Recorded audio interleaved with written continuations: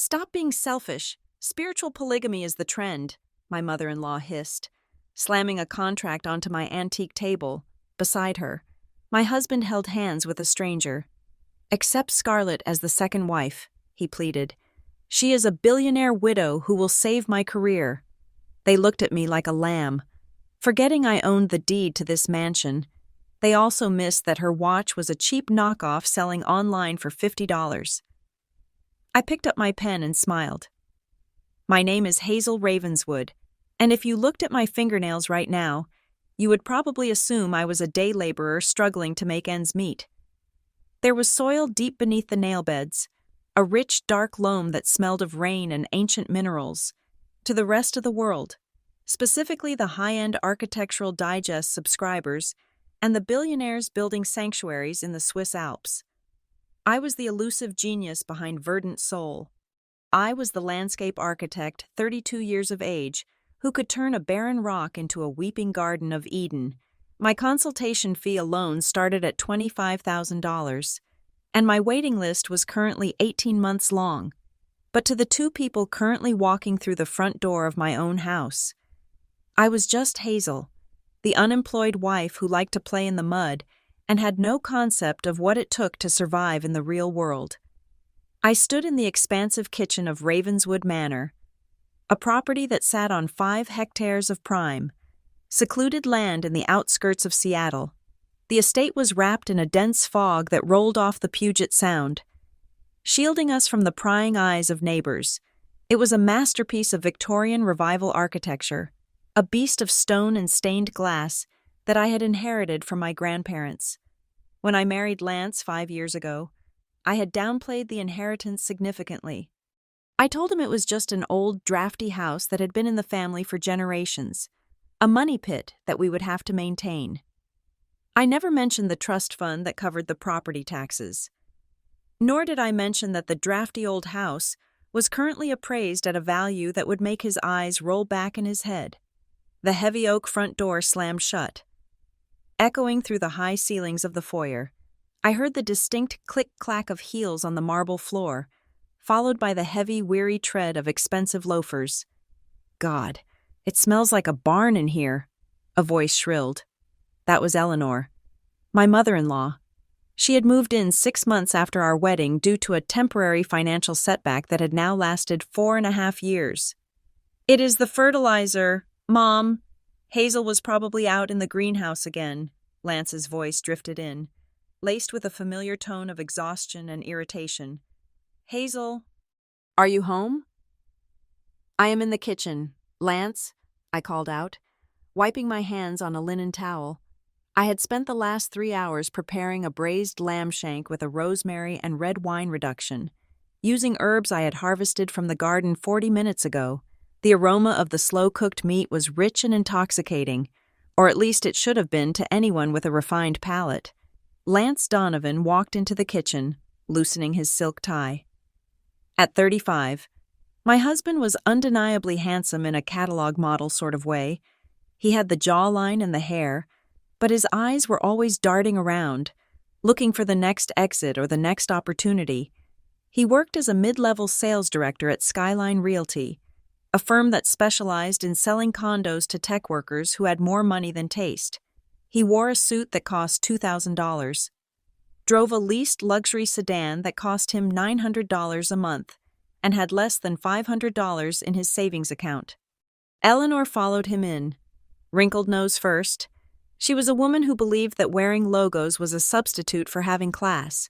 Her blouse was emblazoned with a giant designer monogram, and her fingers were weighed down by rings that were too large to be tasteful.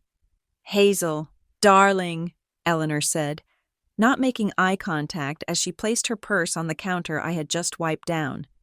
You really must do something about that smell. It clings to the curtains. I had the potpourri going all afternoon in the living room, but the moment you walked in from outside, it was ruined. It is organic compost, Eleanor, I said calmly, moving to the stove to stir the sauce. It is good for the hydrangeas. It is good for the flies, she muttered, pulling out a stool and sitting down without offering to help. So, Did you hear about the gala the Galloways are throwing next weekend? Open bar, live orchestra. Everyone who is anyone in Seattle real estate will be there. Lance groaned, opening the refrigerator and grabbing a sparkling water. Do not remind me. Mom, we did not get an invite. Again, apparently. The guest list was capped at senior partners and above. It is ridiculous. I sold more units last quarter than anyone on the floor. But because I do not have the right last name, I get sidelined. I watched him quietly. Lance was always the victim in his own narrative. It was never his lack of strategic vision or his abrasive personality. It was always the system, the nepotism, or the bad luck. You need to network more aggressively. Lance, Eleanor advised, picking at a piece of lint on her sleeve. You need to show them you belong. Maybe if we hosted a dinner party here, though. Looking at this place. She gestured vaguely at the kitchen, which was fitted with state-of-the-art appliances that I had paid for, but designed to look vintage to match the house's aesthetic. It is just so gloomy, old.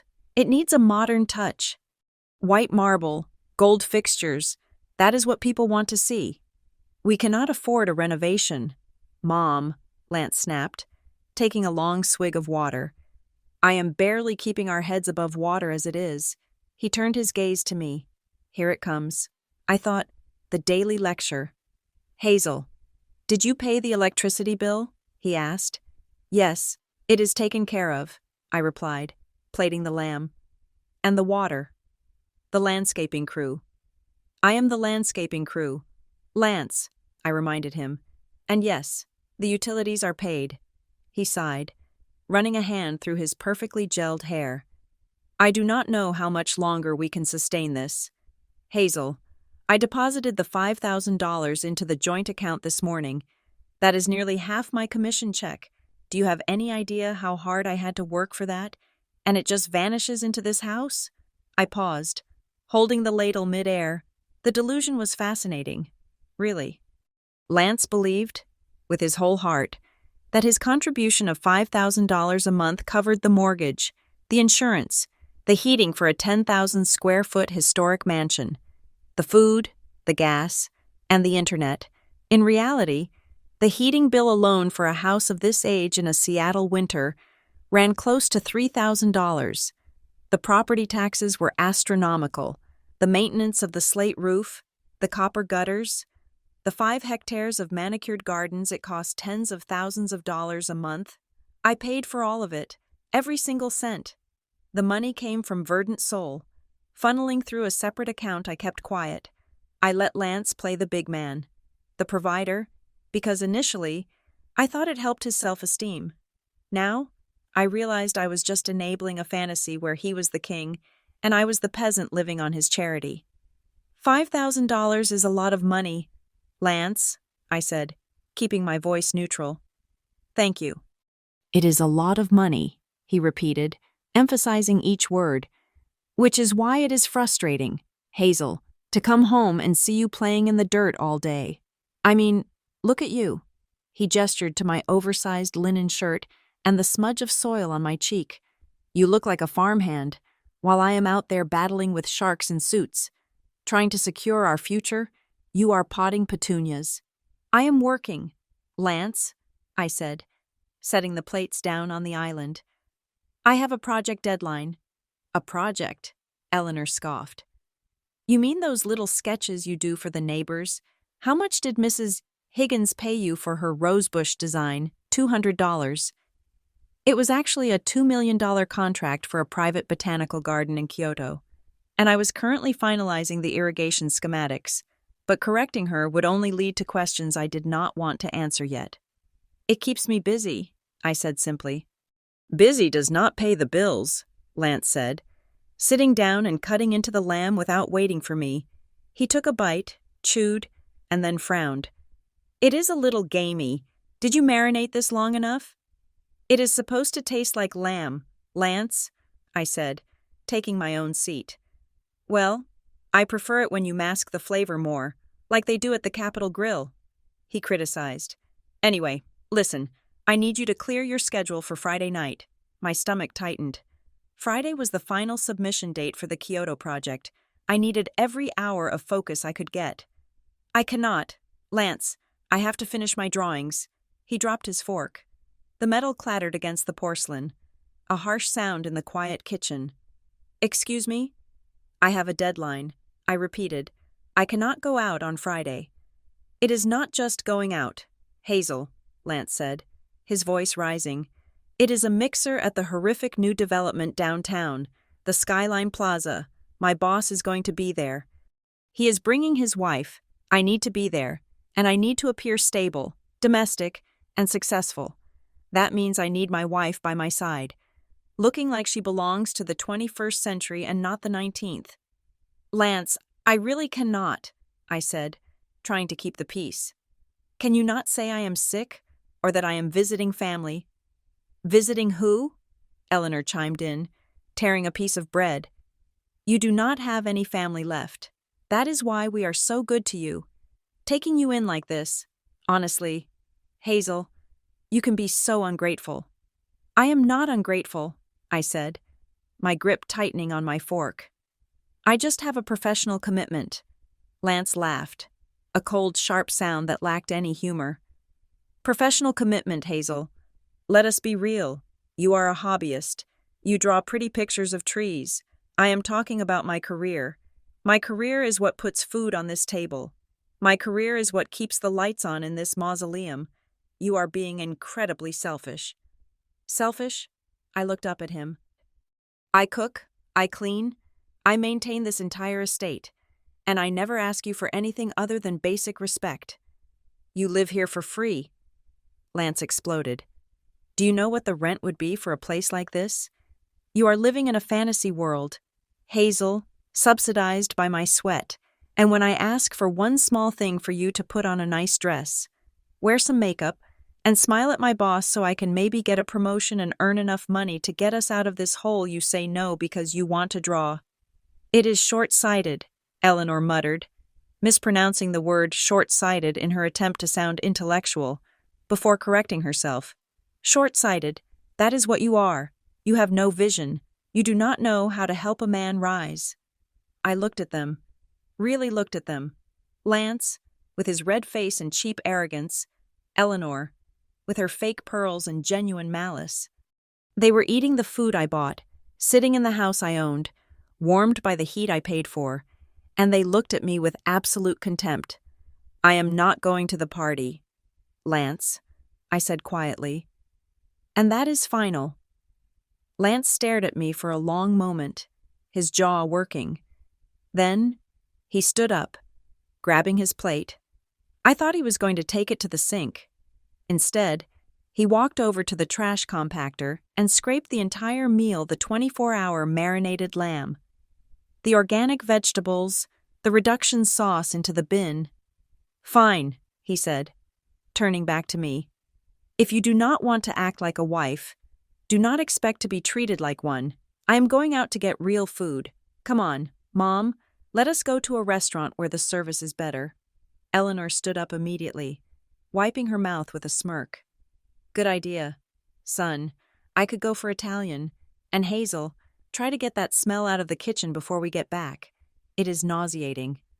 They left me there, sitting alone at the head of the long, empty table. The front door slammed again, followed by the roar of Lance's engine as he peeled out of the driveway. I sat in silence for a minute, listening to the rain begin to tap against the window pane. I looked down at my hands. The dirt was still there. Embedded in the ridges of my fingerprints, they saw filth. I saw foundation. They thought they were punishing me by leaving.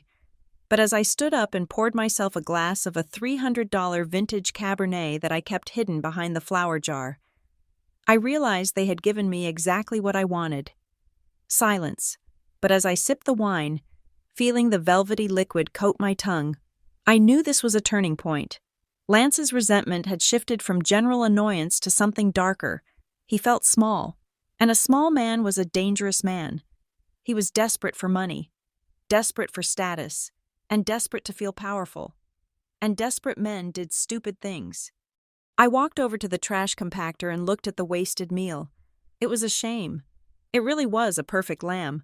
But as I washed my plate, I had a feeling that the waste was just beginning. They wanted a wife who could help Lance ascend to the throne of high society. They had no idea that they were already dining with the queen. They were just too busy looking at the mud on her boots to notice the crown in her cupboard. I went back to my study, turned on the drafting lamp, and picked up my pen. The Kyoto project would be finished tonight. And as for Lance and his pressure, I had a feeling the pressure was about to increase significantly. Though not in the way he expected, I did not know it then, but the gears were already turning, somewhere in the city, in a rented room with unpaid bills. A woman named Scarlett was likely looking for a target, and thanks to my husband's desperate need to appear rich, he was painting a giant bullseye right on our front door. The rain was coming down in sheets as I steered my leased sedan toward the entrance of the Skyline Plaza, the wipers fighting a losing battle against the Seattle downpour.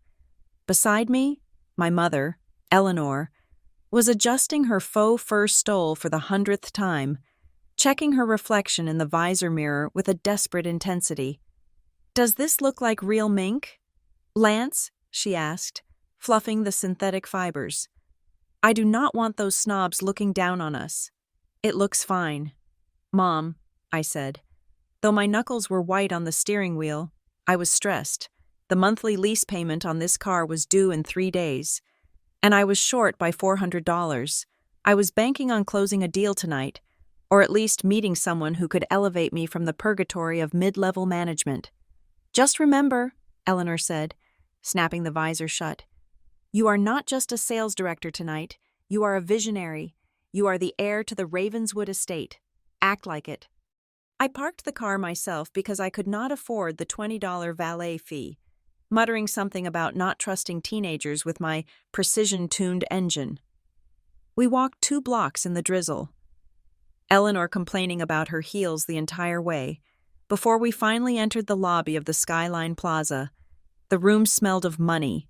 Real money. It was a scent distinct from the damp earth smell that clung to Hazel in our house. This smelled of imported leather, expensive cologne, and ozone. Crystal chandeliers the size of small cars hung from the ceiling, casting a golden glow over a crowd of people who held champagne flutes like they were extensions of their fingers. I felt it immediately, that crushing sense of inadequacy. My suit, which had looked sharp in the dimly lit dressing room of the outlet store, suddenly felt cheap. The fabric was too shiny under these lights. I saw a man to my left wearing a bespoke Italian cut that probably cost more than my car, and I instinctively tucked my hands into my pockets to hide my watch. "Head up, Lance," Eleanor hissed, pinching my arm. "Look at them. They are no better than us. They just had a head start." We circulated the room, grabbing glasses of free champagne with a little too much enthusiasm. I tried to strike up conversations, but it was painful. I approached a group of developers, flashing my Skyline Realty business card, but their eyes glazed over the moment they realized I was not looking to buy. I was just a worker bee buzzing around the queens, and they swatted me away with polite nods and turned backs. "This is a waste of time," I muttered to Mom after an hour. "Let us go home. I'm tired of being invisible." "Nonsense," Eleanor said, her eyes scanning the room like a hawk. "We just have not found the right opportunity. Oh, look at that woman over there." I followed her gaze. Standing near the ice sculpture, looking like a beacon of red velvet in a sea of black tuxedos, was a woman. She was breathtaking. She wore a crimson gown that hugged curves I did not know existed, and her dark hair cascaded over one shoulder in perfect waves. She held a martini glass with a languid boredom that screamed wealth. "Now that," Mom whispered, "is a woman who knows her worth. Look at those diamonds." The woman was wearing a necklace that sparkled so violently it almost hurt to look at. We made our way over. As we approached, she sighed loudly, a tragic, theatrical sound that seemed designed to attract attention. "Rough night?" I asked, putting on my best charm, the one I used to close deals with first-time homebuyers. She turned to me, and her eyes were a startling shade of green. They looked sharp, assessing. "You have no idea," she drawled. Her accent was a thick, honeyed southern drawl that sounded like money and humid summers. It is just so exhausting. Being surrounded by people who only want to talk about capital gains taxes, sometimes a girl just wants to talk about life. I am Lance, I said, extending a hand. And this is my mother, Eleanor. Scarlett, she said, her hand limp and soft in mine. Scarlett O'Hara. Yes, like the movie. My daddy had a sense of humor. A beautiful name for a beautiful lady, Eleanor cooed, stepping into her role as the ultimate wingman. Are you new to Seattle, my dear? Just moved here from Texas, Scarlett said, taking a sip of her drink. My late husband, God rest his soul. He was in oil, big oil. When he passed, I just could not stay in that big old ranch anymore. Too many memories. So I packed up, sold the jets well, most of them, and came here for a fresh start. But oh, it is so lonely at the top. Is it not? My heart skipped a beat. Widow, oil money, private jets. This was the jackpot. This was the unicorn I had been hunting for my entire adult life. I can imagine, I said, deepening my voice. Seattle can be a cold city if you do not have the right guide. That is the truth, Scarlett said, looking at me with renewed interest. I am staying at the Four Seasons right now, but a hotel is not a home. I need someone strong to help me navigate this wilderness. I have all these assets, all these decisions to make, and honestly, I am just a simple girl at heart. I need a man with vision. She looked at me as if I were the answer to a prayer. I felt my chest puff out. My Lance is a visionary, Eleanor interjected smoothly. He is one of the top real estate moguls in the city. In fact, we reside at Ravenswood Manor. Perhaps you have heard of it. A historic estate on the outskirts, 5 hectares of private gardens, Victorian architecture. I stiffened slightly. It was a bold lie. Ravenswood was Hazel's. But Scarlett's eyes widened. Ravenswood Manor, she breathed. I think I saw that in a magazine. You own that. It has been in the family for generations, I lied. The words tasted sweet, like the expensive champagne I wished I was drinking. It is a burden. Sometimes, keeping up a property of that magnitude requires a certain discipline. I love a man with discipline, Scarlett said. Stepping closer, I could smell her perfume. It was heavy and floral, masking the sterile scent of the venue. You know, Lance, I have been looking for an investment partner. Someone to help me manage my trust fund. My lawyers in Switzerland are so stuffy. I need someone local, someone I can trust.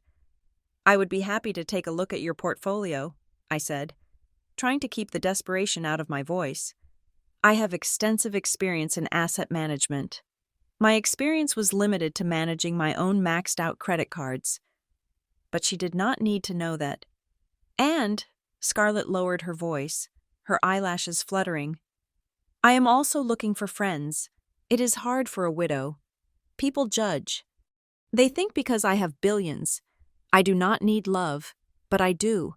I have so much love to give, and nobody to receive it. It is a tragedy, Eleanor said, shaking her head. Lance knows all about that. He is in a very complicated situation. Scarlett raised an eyebrow. Oh, is there a Mrs. Mogul? I sighed, channeling my inner martyr. There is Hazel, but it is not what you think.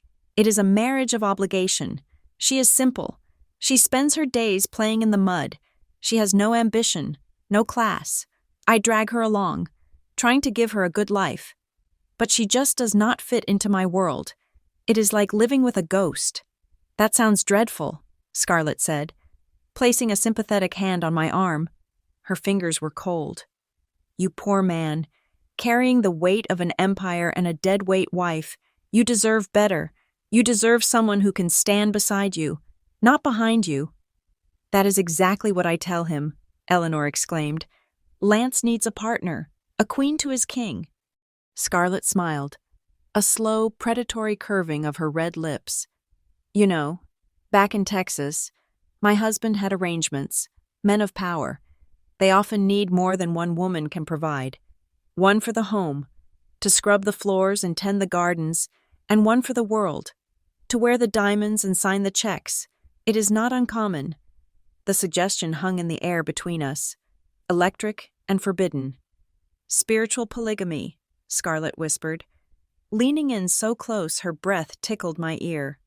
It is very trendy in Europe right now. Why divorce and lose half your assets when you can expand your portfolio if you catch my drift? I looked at her, this vision of wealth and glamour, and then thought of Hazel at home, smelling of compost and wearing that shapeless linen shirt. Hazel, who controlled the deed but acted like a servant. Scarlett, who had the billions but needed a home. The gears in my head began to turn, greased by greed and lust. I have never thought of it that way, I said slowly. Think about it, Scarlett said, slipping a card into my breast pocket. It was heavy stock, embossed with gold. I have capital, Lance, liquid capital. I'm looking to invest $10 million into a local firm immediately just to reduce my tax liability. If you were available, maybe we could work something out. $10 million. The number echoed in my skull. With $10 million, I could buy Skyline Realty. I could fire my boss. I could finally be the man I pretended to be. We should discuss this further, I said, my voice trembling slightly. Dinner, Scarlett suggested. Tomorrow somewhere private. I want to hear all about Ravenswood Manor. We would be delighted, Eleanor answered for me. Scarlett winked, finished her drink in one gulp, and sashayed away, disappearing into the crowd like a crimson phantom. I turned to Mom. Her eyes were gleaming with a terrifying intensity. Did you hear that, Lance? She whispered, clutching my arm so hard it hurt. $10 million. And she is alone. She is vulnerable. She is perfect, I murmured.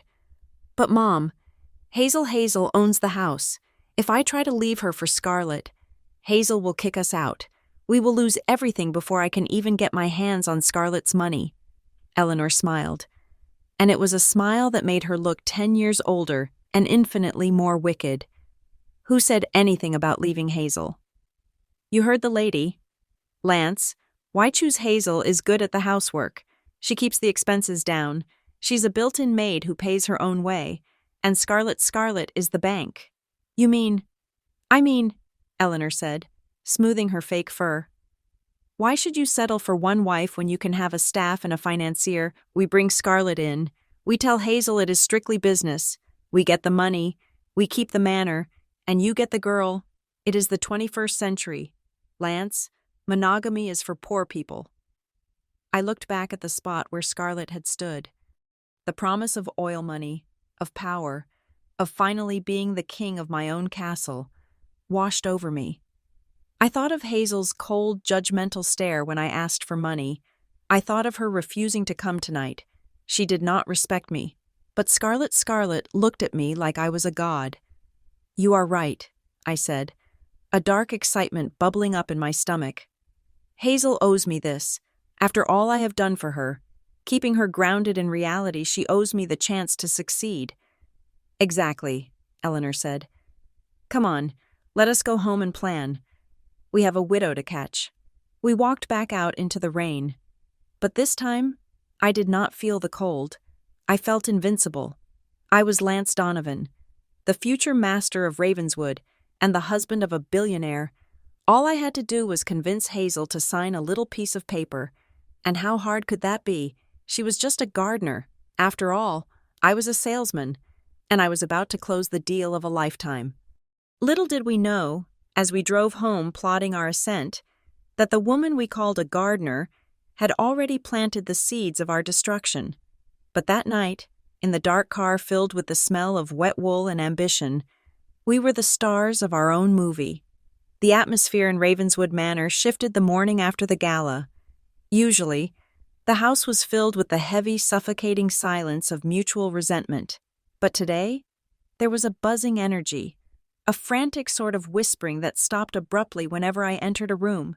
I was pruning the indoor ficus in the hallway, my shears making a rhythmic snapping sound.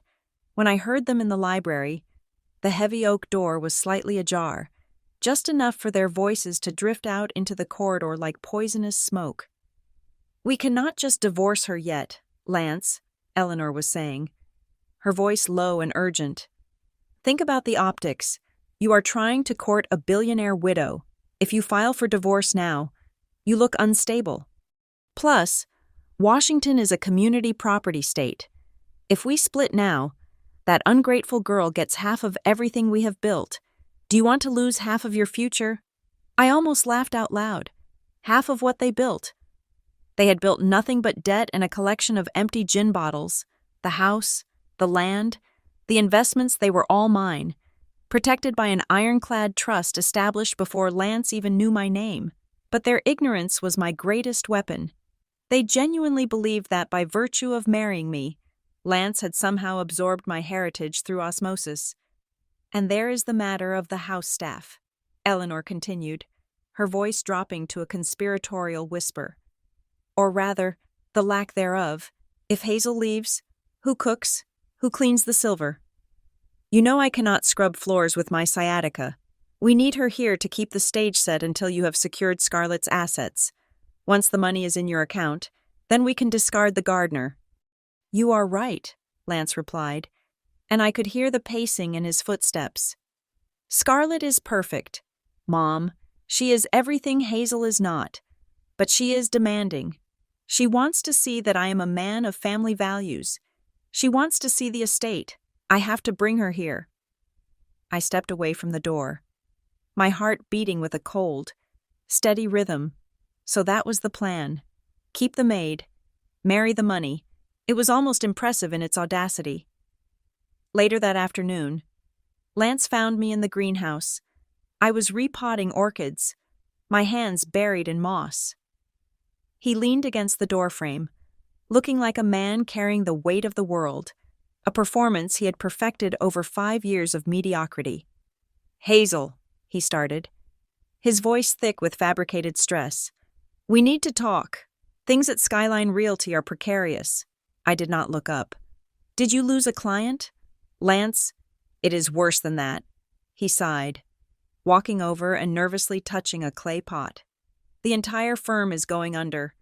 Unless I can bring in a major investor, a whale. I met someone last night, a widow from Texas. She is sitting on a fortune. Hazel, hundreds of millions. She wants to invest, but she is hesitant. She does not trust corporate offices. She wants a personal touch. He paused, waiting for me to take the bait. When I stayed silent, he pressed on. I invited her to stay here, at the manor.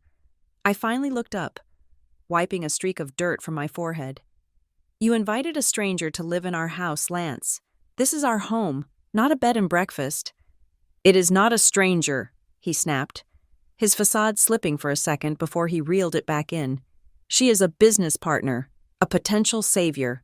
Hazel, God, why do you always have to be so difficult? Do you want us to be destitute? Do you want to lose this house? The irony was delicious. I do not want to lose the house. Lance. Then you have to help me, he pleaded, grabbing my shoulders with hands that felt clammy. She is lonely. She needs to feel like part of a family. She is going to stay in the guest wing for a few weeks while we finalize the portfolio. All you have to do is be hospitable. Cook those fancy meals of yours. Keep the flowers fresh. Stay out of the business discussions. Just be the background. Can you do that for me? For us. For us, I repeated, tasting the lie. Fine. When does she arrive? Tonight, he said, already turning away, his relief palpable. And Hazel. Try to wear something other than that. He gestured vaguely at my overalls. She is a woman of extreme sophistication. Scarlett O'Hara, a name that surely belonged to a drag queen or a con artist, and I suspected the latter arrived 3 hours later. She did not arrive in a town car or a limousine. She arrived in a rideshare vehicle that stopped at the gate, and I watched from the window as she argued with the driver, presumably about the tip. When she walked through the front door, flanked by Lance and Eleanor who were acting like royal guards, I got my first good look at my replacement. She was striking. I would give her that. She wore a tight, leopard print dress that screamed new money and oversized sunglasses indoors. But it was her eyes that gave her away. As she stepped into the foyer, her gaze did not land on people. It landed on the crystal chandelier, the Persian rugs, the mahogany staircase. It was a look of pure, unadulterated hunger. She was not looking at a home. She was looking at a carcass she intended to pick clean. "Welcome to Ravenswood Manor," Lance announced, sweeping his arm wide like a game show host. Scarlett lowered her sunglasses, her green eyes widening.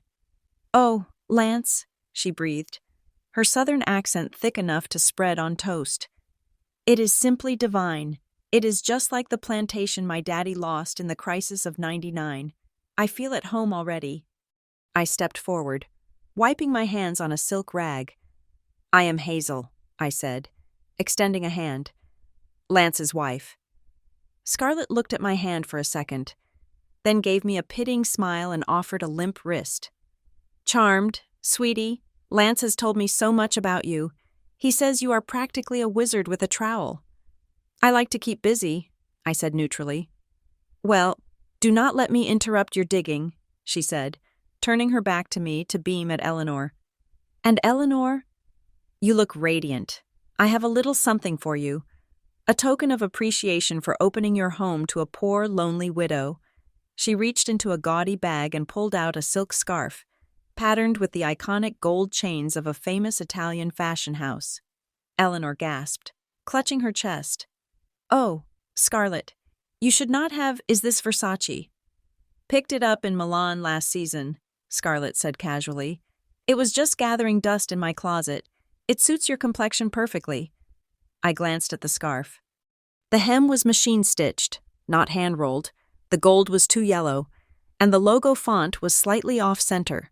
It was a counterfeit, likely purchased from a street vendor for $20, but Eleanor draped it around her neck like it was the crown jewels, preening in the hallway mirror.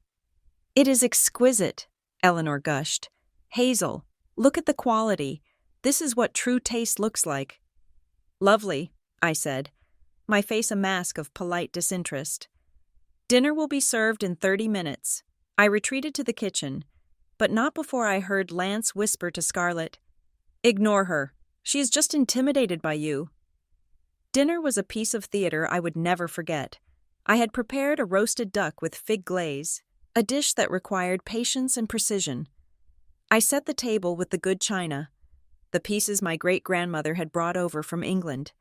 Lance sat at the head of the table, with Scarlett to his right and Eleanor to his left.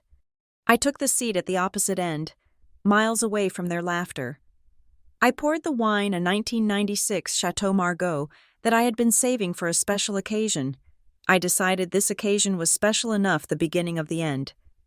"This is good grape juice," Scarlett said, taking a gulp. She held the wine glass by the bowl, her hand warming the delicate liquid, a cardinal sin in the world of fine wine. A woman who had spent time in the upper echelons of society would know to hold the stem. "My husband used to buy wine, had a cellar full of it. I used to use it to cook pot roast." Lance laughed, as if this was the wittiest thing he had ever heard. "You are so down to earth, Scarlett. That is what I love about you. You have all this wealth, but you are real." "I try to be," she said, winking at him. Then she turned her eyes to me. "So, Hazel, Lance tells me you run a little gardening business. Is that fun?" "It is a landscape architecture firm," I corrected gently. "And yes, it is fulfilling." "Architecture," she giggled. "That sounds so technical. I prefer the finer things. Art, fashion, diplomacy.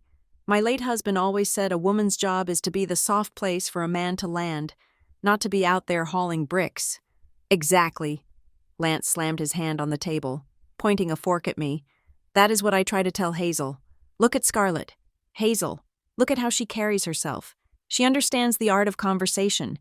She understands how to make a man feel powerful.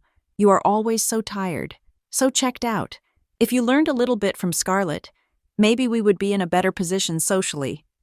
The insult was so brazen it hung in the air like a bad smell. He was comparing his wife to a grifter in a polyester dress, in his wife's own house, while eating his wife's food. "I am happy with who I am, Lance," I said, cutting a piece of duck with surgical precision. And that is the problem, Eleanor chimed in, stroking her fake scarf. Complacency. You are stagnant. Hazel, Lance is a shark. He needs to keep moving. Scarlett is a shark too. They understand each other. Then, Eleanor leaned forward, her eyes gleaming with a strange light. You know, in the old days, great men were not limited to one companion.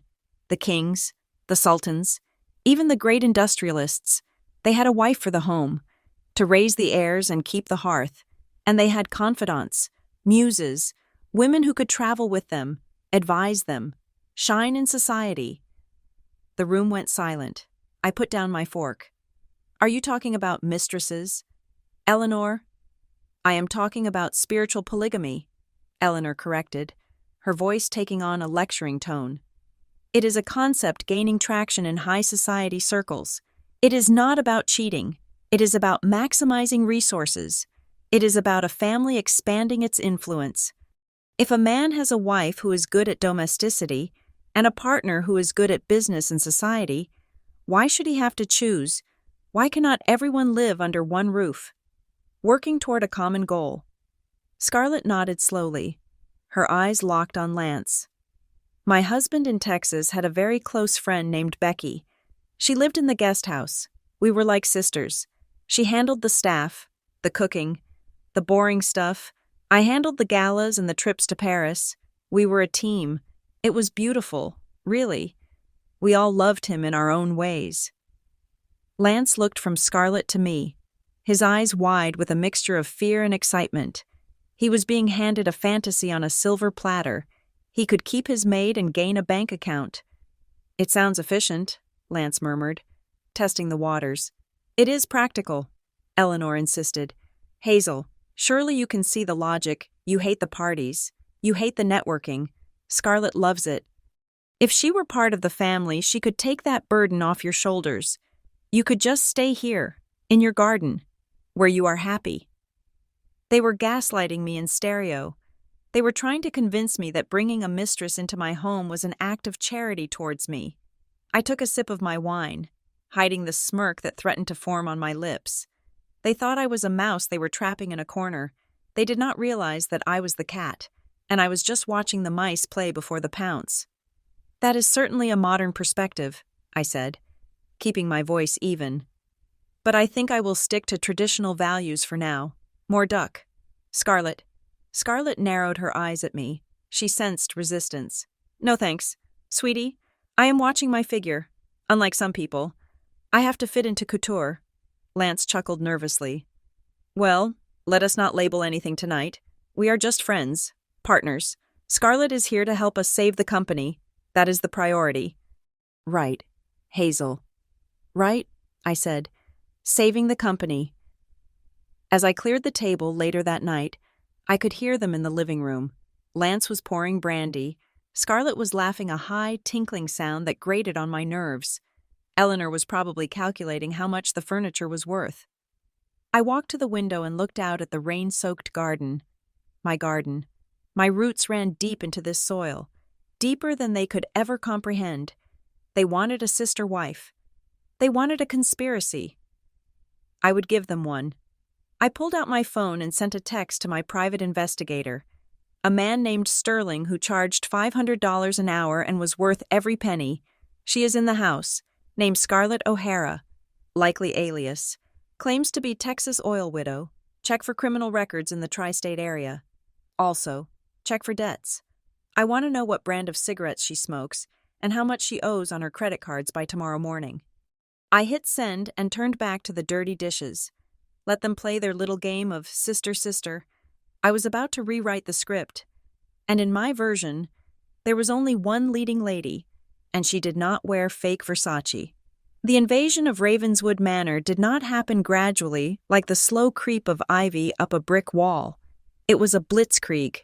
2 days after the dinner party, a delivery truck that looked like it had survived a war zone pulled up to my front gate. The driver, a man who looked apologetic before he even spoke, unloaded 6 massive suitcases made of faux alligator skin. They were scuffed at the corners, the gold plating chipping away to reveal cheap gray metal underneath.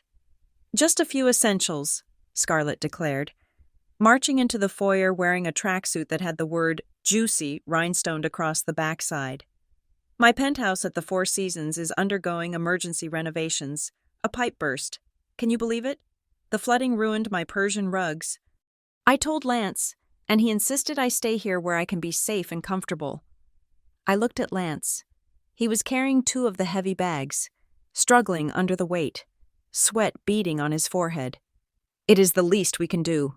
Hazel, he panted, setting them down on my hardwood floors with a thud that made me wince. Scarlett is about to transfer the first tranche of the investment. We need to keep her happy. Happy, I repeated, watching Scarlett kick off her sneakers in the middle of the hallway. And how long will this renovation take? Oh, who knows with contractors. Scarlett waved a hand dismissively. Maybe a week, maybe a month. But do not worry, sweetie. I will be out of your hair. I just need a tiny corner to sleep in. That tiny corner turned out to be the entire west wing of the ground floor. Within 48 hours, my living room, a space I had curated with mid-century modern pieces and quiet minimalism, looked like a bomb had gone off in a discount lingerie store. Scarlett's belongings were everywhere. Cheap feather boas were draped over my Noguchi lamps. Stacks of fashion magazines towered on the coffee table, leaving condensation rings on the wood, because coasters were apparently a concept too complex for her to grasp. But the physical mess was manageable. I had a cleaning crew that came in twice a week, though I had to pay them extra to deal with Scarlett's chaos. What was harder to stomach was the shift in power dynamics. Scarlett did not act like a guest. She acted like a deposed queen who had finally reclaimed her throne. On the 3rd morning, I was in the kitchen, brewing my espresso and reviewing the irrigation plans for a rooftop garden in Singapore. Scarlett shuffled in, wearing a silk robe that was clearly polyester, the static electricity making it cling to her legs. Hazel, she yawned, not looking at me. Be a doll and make me a latte, skim milk, 2 pumps of vanilla, and make sure the foam is stiff. The last one you made was a little flat.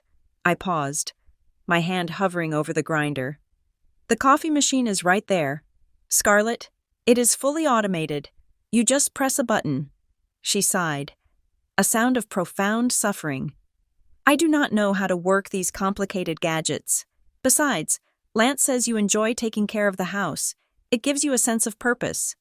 I turned slowly. Lance said that...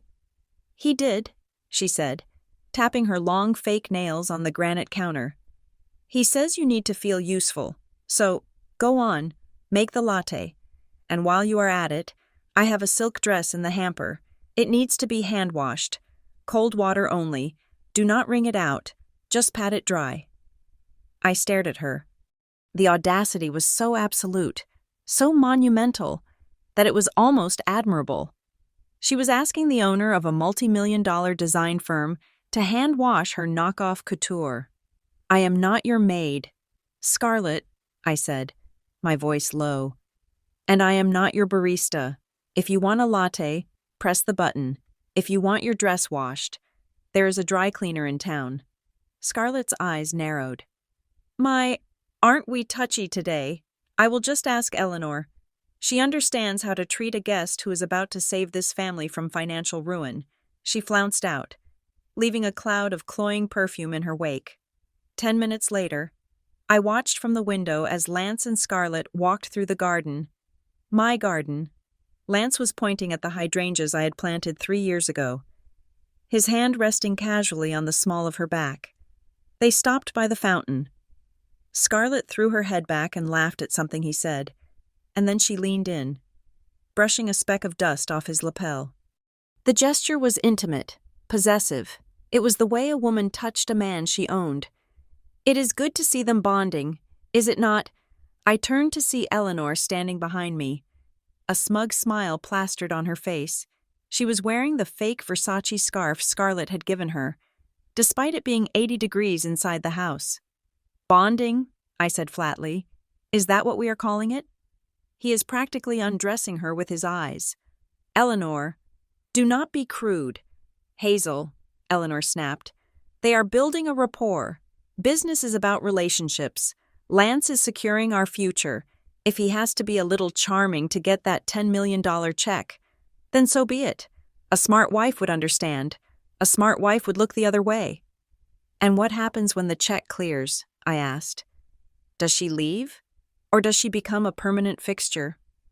Eleanor shrugged, picking up an apple from the fruit bowl. We will cross that bridge when we come to it. But honestly, having another woman around is quite refreshing.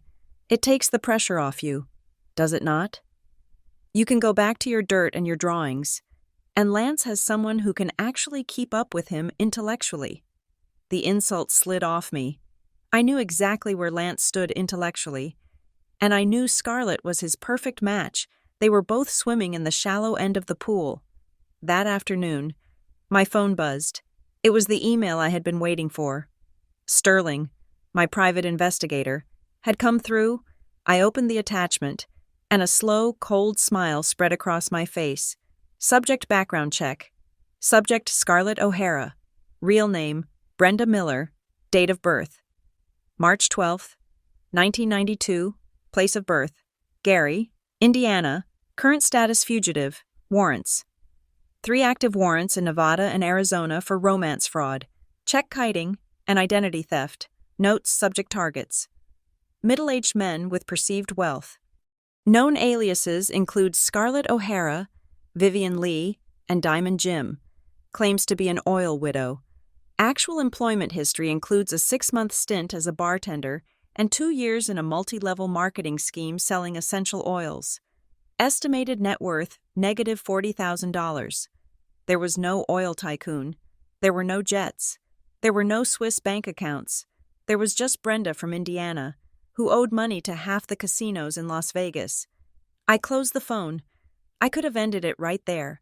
I could have called the police and had her dragged out in handcuffs before dinner, but that would be too easy.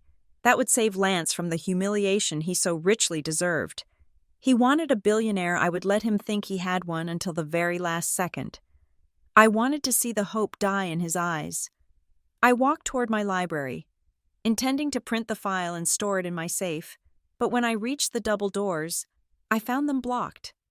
Eleanor was standing there, arms crossed, looking like a gargoyle guarding a cathedral. "You cannot go in there, Hazel," she said. "Excuse me," I asked, my hand on the doorknob. "This is my study, my office." "Not anymore," Eleanor declared. "We have decided that Scarlett needs a proper workspace.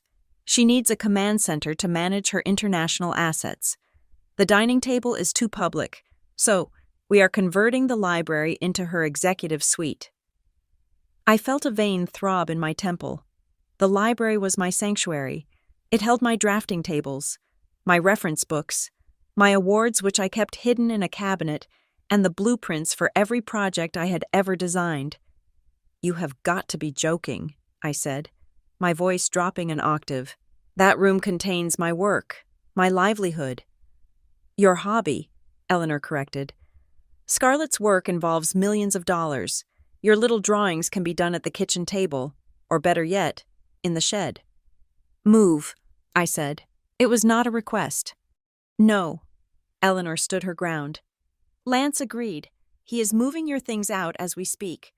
I shoved the door open, nearly knocking Eleanor over. Inside, I saw Lance. He was sweeping my architectural renderings, hundreds of hours of work, off my desk and into a cardboard box. Scarlett was sitting in my leather armchair, spinning around, a glass of whiskey in her hand. "Oops," Scarlett giggled as Lance crumpled a schematic for a Zen garden in Kyoto. "Sorry. Sweetie, I just need good lighting, and this room has the best feng shui." "Put that down," I said to Lance.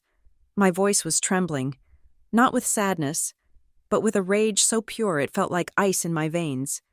"Put my work down. Now." Lance looked up, his face flushed. "Do not start a scene. Hazel, we need this space. Scarlett is finalizing the transfer tonight. She needs privacy." "She is a fraud. Lance," I wanted to scream. "She is a con artist from Indiana." But I bit my tongue. Not yet. "This is my house," I said, stepping forward. "This is my room. Get out." Scarlett stood up, pouting. Lance, she is being scary. I cannot work in a hostile environment. Maybe I should just take my money to another firm. There is a broker in New York who has been begging for my portfolio. Panic flared in Lance's eyes. He dropped the box and turned on me. See what you're doing? You're ruining everything. You're so selfish. Hazel, can you not sacrifice one room, just one room for the sake of our future? Our future. I laughed. A harsh, jagged sound. You mean your delusion. I am not giving up my office for this squatter. Lance crossed the room in 2 strides. He grabbed my arm, his fingers digging into my bicep. She is not a squatter. She is the woman who is going to save us, and you are going to treat her with respect. You are going to apologize, and then you are going to go to the kitchen and make dinner, because that is the only thing you are good for. Let go of me, I said, staring into his eyes. Or what? He sneered. You will cut off my allowance. Go ahead. In 2 days. I will be so rich I will buy this house from you just to evict you. I am not cooking tonight, I said calmly, and I am not leaving this room. Lance's face twisted. The frustration of 5 years of mediocrity, the stress of the lies, the desperation to impress the woman watching us, it all boiled over. He raised his hand and shoved me, hard. I stumbled back, my hip colliding with the edge of the heavy oak desk. Pain shot down my leg, sharp and hot. I caught myself before I fell, gripping the wood. Silence descended on the room. Even Scarlett looked surprised, her hand covering her mouth in a mock gasp. Eleanor, who had followed me in, stood in the doorway, watching with cold indifference. I straightened up. I did not cry. I did not scream. I brushed a non-existent speck of dust from my shirt and looked at my husband. You just made a mistake, Lance, I said. My voice was barely a whisper, but in the quiet room, it sounded like a gunshot. A very expensive mistake. Lance puffed out his chest. Emboldened by the adrenaline and the audience, I only regret that I did not do it sooner. I only regret I wasted 5 years on a frigid, useless woman like you when I could have had someone like Scarlett. You want to threaten me? Go ahead. Who is going to believe you? You are nobody. Hazel, you are a gardener. Yeah, Scarlett chimed in, stepping up beside him and looping her arm through his. Go cool off, sweetie. We have business to discuss. And try not to burn the roast. I looked at the 3 of them, the unholy trinity of greed, stupidity, and malice. I will not be cooking tonight, I said. In fact, I will not be cooking ever again. I turned and walked out of the library. I heard Lance laugh behind me. Finally, Mom, order pizza. We are celebrating. I walked straight to the master bedroom which I had locked, preventing Scarlett's invasion there, and picked up my secure phone. My hands were steady. First, I dialed my lawyer, Mr. Henderson. It is time, I said when he answered. Draft the papers, irreconcilable differences, and add a clause for spousal abuse. I have the bruise to prove it, and prepare the eviction notices. 3 of them. Understood, Mrs. Ravenswood, Henderson said. I will have the filing ready for tomorrow morning. Then, I dialed the number for the private security firm that monitored the estate. These were not the mall cops Lance thought we had. These were ex-military contractors who answered only to the name on the deed. This is Hazel Ravenswood. Authorization code, Alpha 90. I need a full team on standby at the perimeter. We are going to have a hostile extraction in 24 hours. Until then, I want eyes on every exit. Nobody leaves with anything valuable. Copy that, ma'am. We are mobile. I hung up and walked to the window. The rain had started again, washing the world clean. Lance thought he had won. He thought he had broken me. He had no idea that he had just signed his own death warrant. He wanted a drama. He wanted a story for the ages. I would give him a finale he would never forget. The morning sun filtered through the high windows of the drawing room, illuminating the dust motes dancing in the air. But it did nothing to warm the chill that had settled in my bones. I sat in a high-backed velvet chair, my hands folded calmly in my lap. Underneath the sleeve of my cardigan, the bruise on my arm from where Lance had shoved me the night before throbbed with a dull, rhythmic ache. It was a physical reminder of the line that had been crossed, a line that could never be uncrossed. Opposite me sat the tribunal. Lance was in the center, wearing his best Navy suit, looking like a man about to announce a merger on CNBC. To his left sat Eleanor, upright and rigid, clutching her fake pearls like a talisman.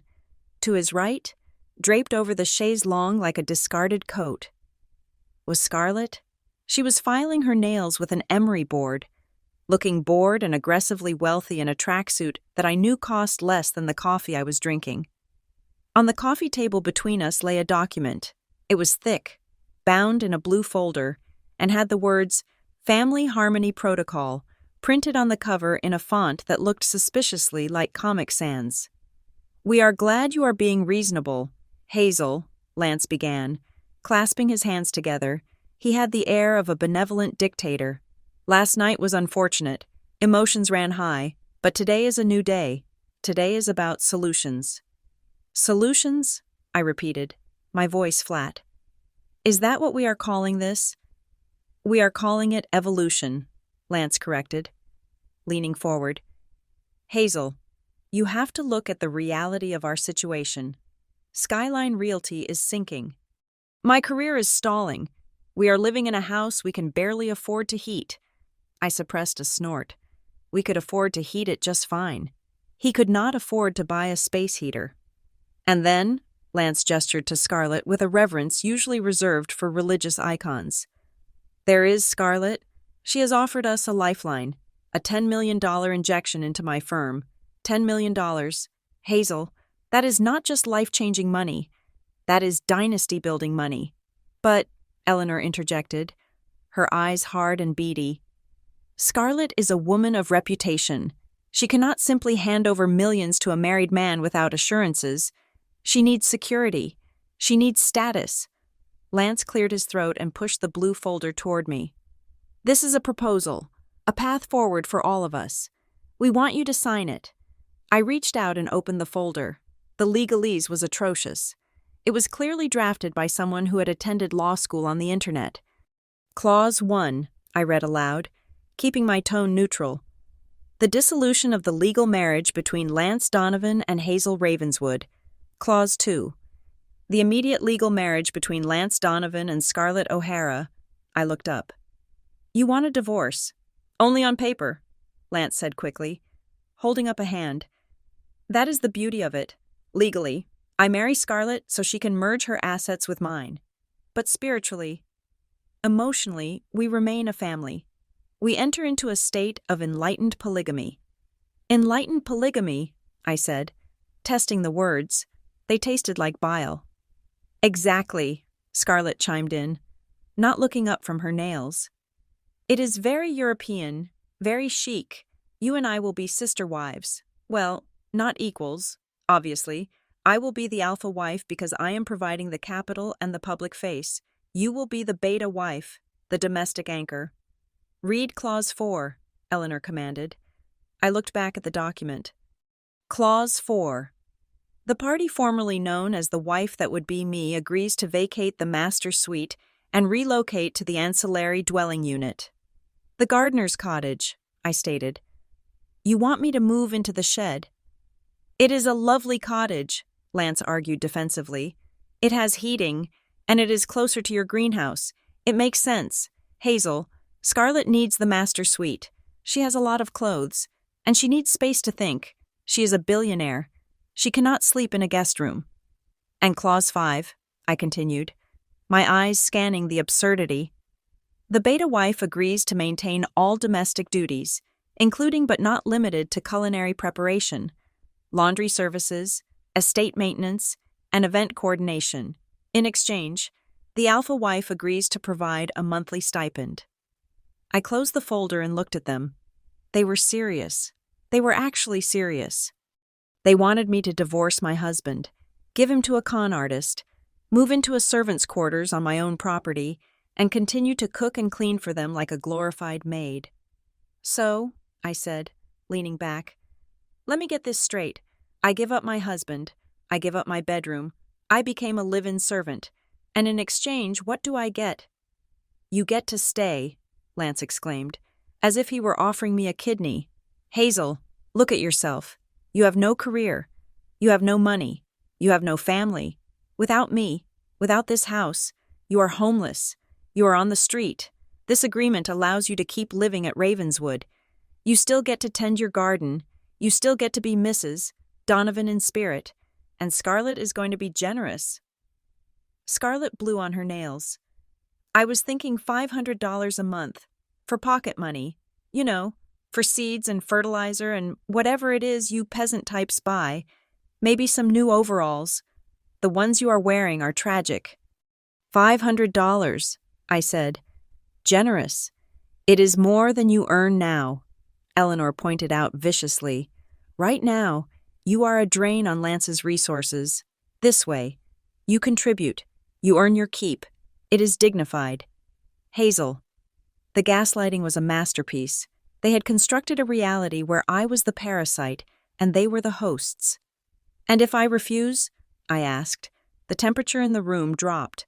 Lance's benevolent mask vanished, replaced by the sneer I had seen the night before. Then we do this the hard way, he said coldly. I file for a contested divorce. I will sue you for everything. I will claim you were financially dependent on me, that you contributed nothing to the marriage, in Washington state. The courts aim for an equitable distribution. I will take half the house. I will force a sale. And with my lawyers paid for by Scarlett, I will bury you in litigation until you are bankrupt. You will leave this marriage with nothing but the dirt under your fingernails. He really believed it. He truly believed the house was a marital asset. He had never read the prenuptial agreement my father had forced him to sign, or the deed which stated the property was a sole and separate inheritance. He thought because he lived here, he owned it. I see, I said softly. So my choice is servitude or destitution. It is not servitude, Scarlett said, finally looking at me. Her eyes were cold and predatory. It is knowing your place. Look, sweetie, I am doing you a favor. I am saving your husband's ego. I am injecting $10 million into this family. Do you have $10 million? No. So step aside and let the big girls handle the finances. I pretended to ponder this. I needed to lock them into their lie. I needed them to commit to the fraud on record. $10 million is a lot of money, I said, looking at Scarlett. If you have that kind of wealth, why do you need Lance? Why do you need to live here? Scarlett laughed, a brittle sound.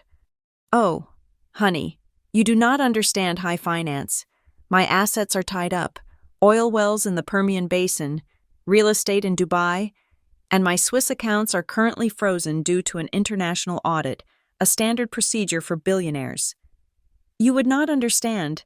I have a liquidity problem, not a solvency problem. Lance is going to help me unfreeze those assets, and in return, I am going to make him a king. We are a power couple. You are just wait. Frozen Swiss accounts. I nodded. Of course. Very common. Totally standard, Lance affirmed, nodding like a bobblehead. And once the money is unfrozen, I asked, you will take care of the household expenses, the heating, the taxes. Everything, Scarlett promised. I will turn this dusty old museum into a palace, gold leaf on the ceilings, a helipad in the rose garden. I felt a physical pain in my chest at the mention of the rose garden, but I pushed it down. One last question, I said, looking at Eleanor. If I sign this, if I agree to be the beta wife, will you kick me out eventually, once the transition is complete? Eleanor smiled, and it was the most chilling thing I had seen all day. Oh, no, dear, we would never do that. Who would polish the silver? Who would cook the duck? Good help is so hard to find these days, especially help that works for $500 a month. You are part of the furniture. Hazel, we need you to keep the machine running. There it was, the naked truth. They did not want a family. They wanted a slave. I stood up slowly. They all watched me, tense, waiting for the explosion, waiting for the tears. I cannot sign this right now, I said. Lance's face darkened. Hazel, do not push me. I need 24 hours, I interrupted. To process this, to mourn my marriage, and to prepare. Prepare for what? Scarlett snapped. For the celebration, I said, forcing a smile that felt like cracking plaster. If we are going to do this, we should do it right. If I am going to step down and welcome Scarlett as the new mistress of Ravenswood, we should have a ceremony, a dinner. We should invite people. Show the world that we are a modern, progressive family, that there is no animosity. Lance's eyes lit up. A party. You want to throw a party for us. It is the only way to stop the rumors, I lied smoothly. If we announce it publicly, if I stand by your side and give you my blessing, no one can say you abandoned me. It protects your reputation. Lance, and yours, Scarlett. Scarlett preened. She has a point. It would look very gracious. I love a good party. I can wear my emeralds. Tomorrow night, I said, I will prepare a feast. I will decorate the house, and at dinner, in front of our friends and your colleagues, I will sign the paper. I will publicly hand over the title of Mrs. Donovan to Scarlett. Lance stood up and walked over to me. For a second, I thought he might hit me again, but instead, he placed a hand on my shoulder. I knew you would see reason. Hazel, I knew you loved me enough to let me grow. You are doing the right thing, finally. I am doing the necessary thing, I corrected. 24 hours, Lance agreed. But Hazel, do not try anything stupid. The lawyers are on speed dial. I would not dream of it, I said. I turned and walked out of the room, leaving the family harmony protocol on the table. My legs were shaking, not from fear, but from the effort of holding back my fury. As I walked down the hall, I heard them celebrating. I told you she would fold, Eleanor cackled. She has nowhere to go. I am going to need a bigger closet, Scarlett was saying. That master bedroom is dark. We need to knock down a wall. I walked straight to the kitchen, the heart of my home. I stood there for a moment, listening to the hum of the refrigerator, the silence of the space that had been my sanctuary. They thought I was retreating to the servants' quarters to cry. Instead, I pulled my phone from my pocket. I had a party to plan. I dialed the number for the catering company I used for corporate events, the one that served the billionaire tech moguls I worked with. This is Hazel. Yes, I need a rush order for tomorrow night. The absolute best. Caviar, truffles, the works. And I need a projector, a cinema-grade projector, and a screen large enough to cover the entire east wall of the dining room. A presentation. Mrs. Ravenswood. You could say that, I replied, my voice steady and cold. I am hosting a reveal party. It is going to be a night of revelations. Next, I texted Sterling, my PI. I need everything you found on Brenda Miller formatted for a slideshow. High resolution, mugshots, bank statements, the eviction notices from her last apartment. And get me the surveillance footage from the casino where she was kicked out for card counting. I want it all. Finally. I walked to the calendar on the wall and circled tomorrow's date with a red marker. It was the anniversary of the day I met Lance. How poetic. They wanted a show. They wanted to parade their spiritual polygamy in front of the elite. I would give them a show. I would give them the most spectacular, devastating performance of their lives. I looked at the garden outside. The rain had stopped, and the clouds were breaking. The storm was over. The flood was coming. Enjoy the master bedroom tonight. Scarlett, I whispered to the empty room, because tomorrow you will be sleeping in a cell. I went to the pantry and pulled out a bottle of vinegar. I had some cleaning to do. After all, if I was going to be the maid, I should start by taking out the trash. The invitation said 7 o'clock, but the atmosphere in Ravenswood Manor had been manic since dawn. Lance and Eleanor had spent the entire day vibrating with a frenetic energy, moving furniture, shouting at the florists I had hired, and generally acting like children who had found the key to the candy store. They called it the Strategic Partnership Gala. I called it the Last Supper. I had followed their instructions to the letter. though with a malicious compliance they were too self-absorbed to notice. They wanted elegant. I gave them elegant. I decked the great hall in a style that could best be described as Gothic funeral chic. I ordered hundreds of black baccarat roses, flowers so dark red they appeared black in the evening light. I draped the tables in midnight blue velvet that swallowed the light. I instructed the string quartet to play only minor key concertos, the kind of music that usually accompanied tragic operatic deaths. To Lance and Eleanor, it looked expensive and serious. To anyone with a sense of irony, it looked like a wake. "It is perfect, Hazel," Lance said, adjusting his tie in the foyer mirror for the 50th time. He was sweating, despite the air conditioning being set to 68 degrees. "Dark, moody, powerful, it screams old money. You finally did something right." "I aim to please," I said, smoothing the skirt of my dress. I had chosen a simple black gown, severe and unadorned.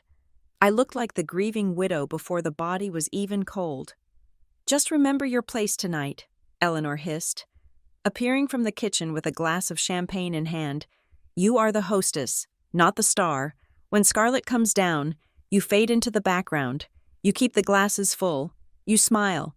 And when Lance makes the announcement, you look happy. Do you understand if I see one frown? I will make your life in the cottage a living hell.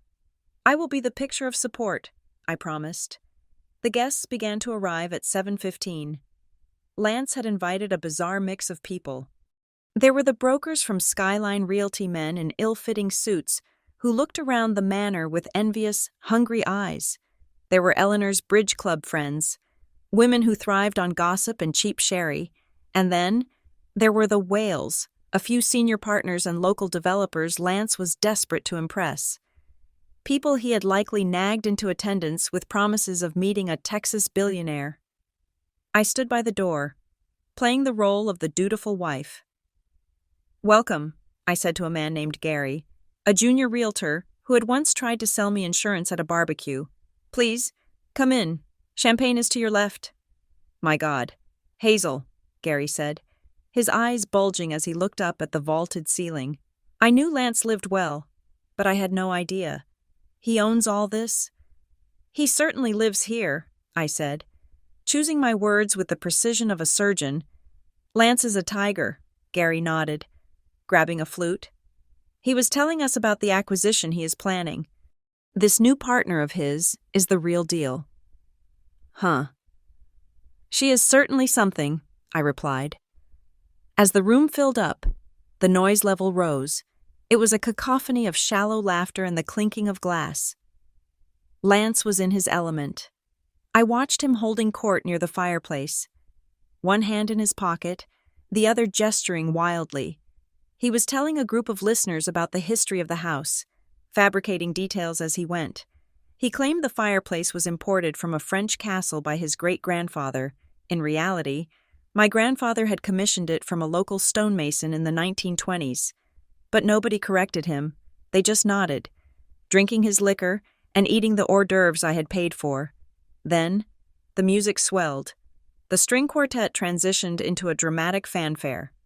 "Ladies and gentlemen," Lance bellowed, his face flushed with triumph, "may I present the woman of the hour, the future of Skyline Realty, Ms. Scarlett O'Hara." Scarlett descended the grand staircase. I had to give it to her. She knew how to make an entry. She was wearing a gold sequined dress that was so tight it looked painted on. It caught every beam of light in the room, turning her into a human disco ball. Around her neck sat a necklace of green stones the size of pigeon eggs. To the untrained eye, they were emeralds. To me, they looked like the bottom of a Heineken bottle. The crowd gasped, whether it was in awe or shock. I could not tell. But Lance took it as admiration. He rushed to the bottom of the stairs, offering his hand to guide her down the final steps. Thank you.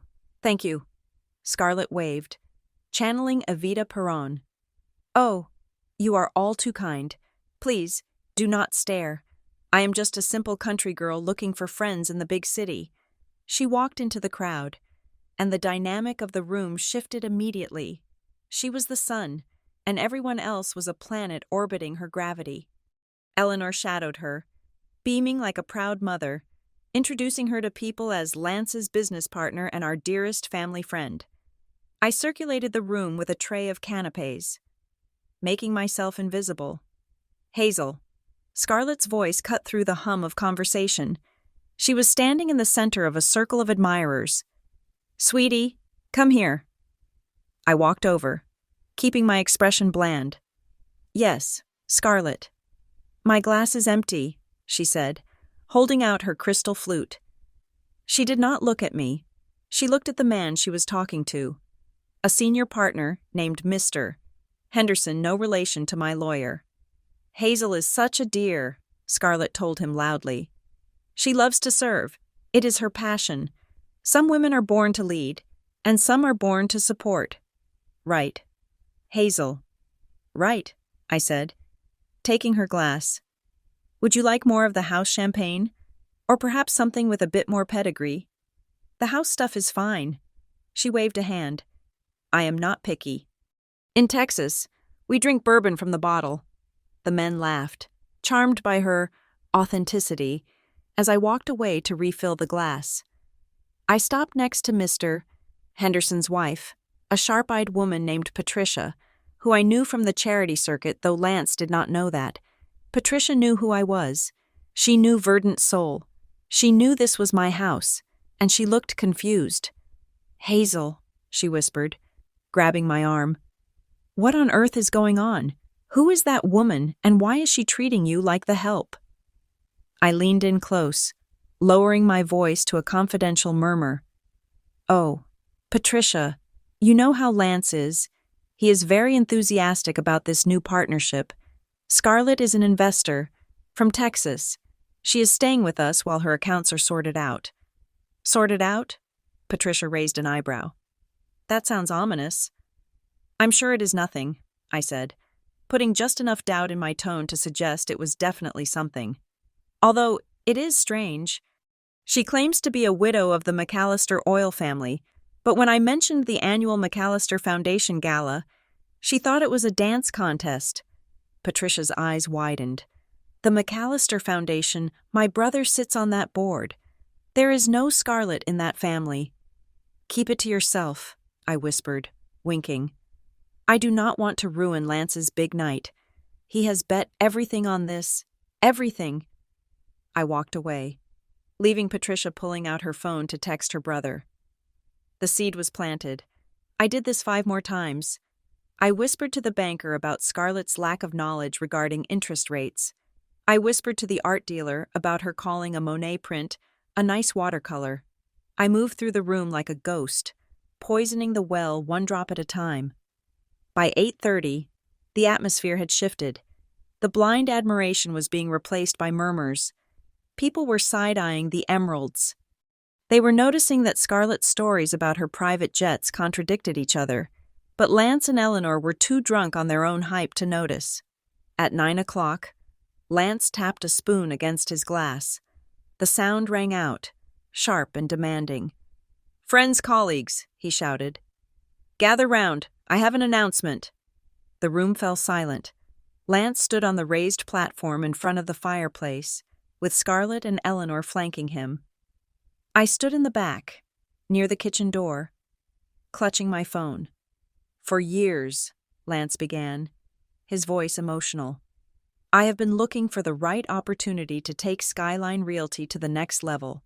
I have been looking for a partner who shares my vision, my drive, and my values.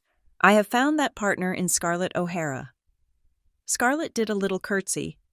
"Scarlett has graciously agreed to invest $10 million into our operations." Lance continued. The crowd murmured. 10 million was a number that commanded respect.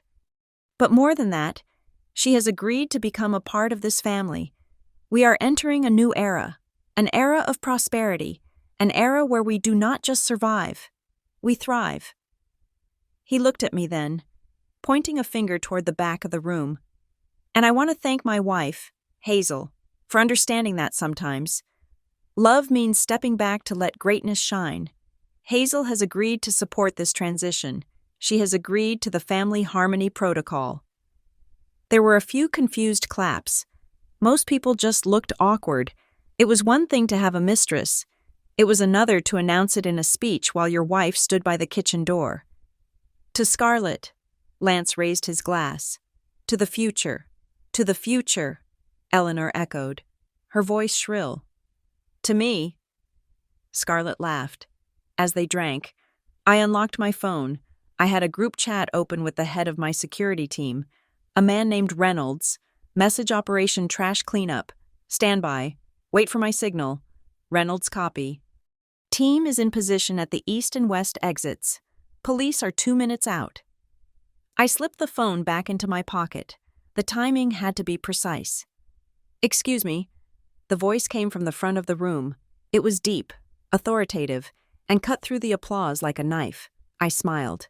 It was Harrison Thorne.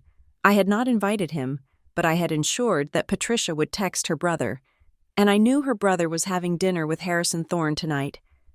Harrison was the CEO of Thorne Energy, one of the largest oil conglomerates in the country. He was a man who knew every oil widow from Midland to Houston. Harrison stepped forward, a glass of whiskey in his hand. He was a large man, imposing, with silver hair and eyes that had seen everything. Mr.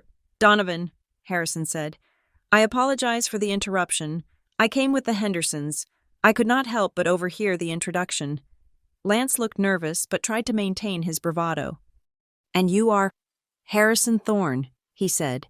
The name sent a ripple through the room. Even Lance knew who he was. Thorne Energy.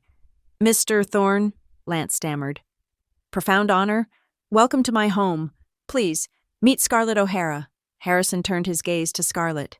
She faltered, her smile twitching. She looked at him like a deer looks at a Mack truck. Ms.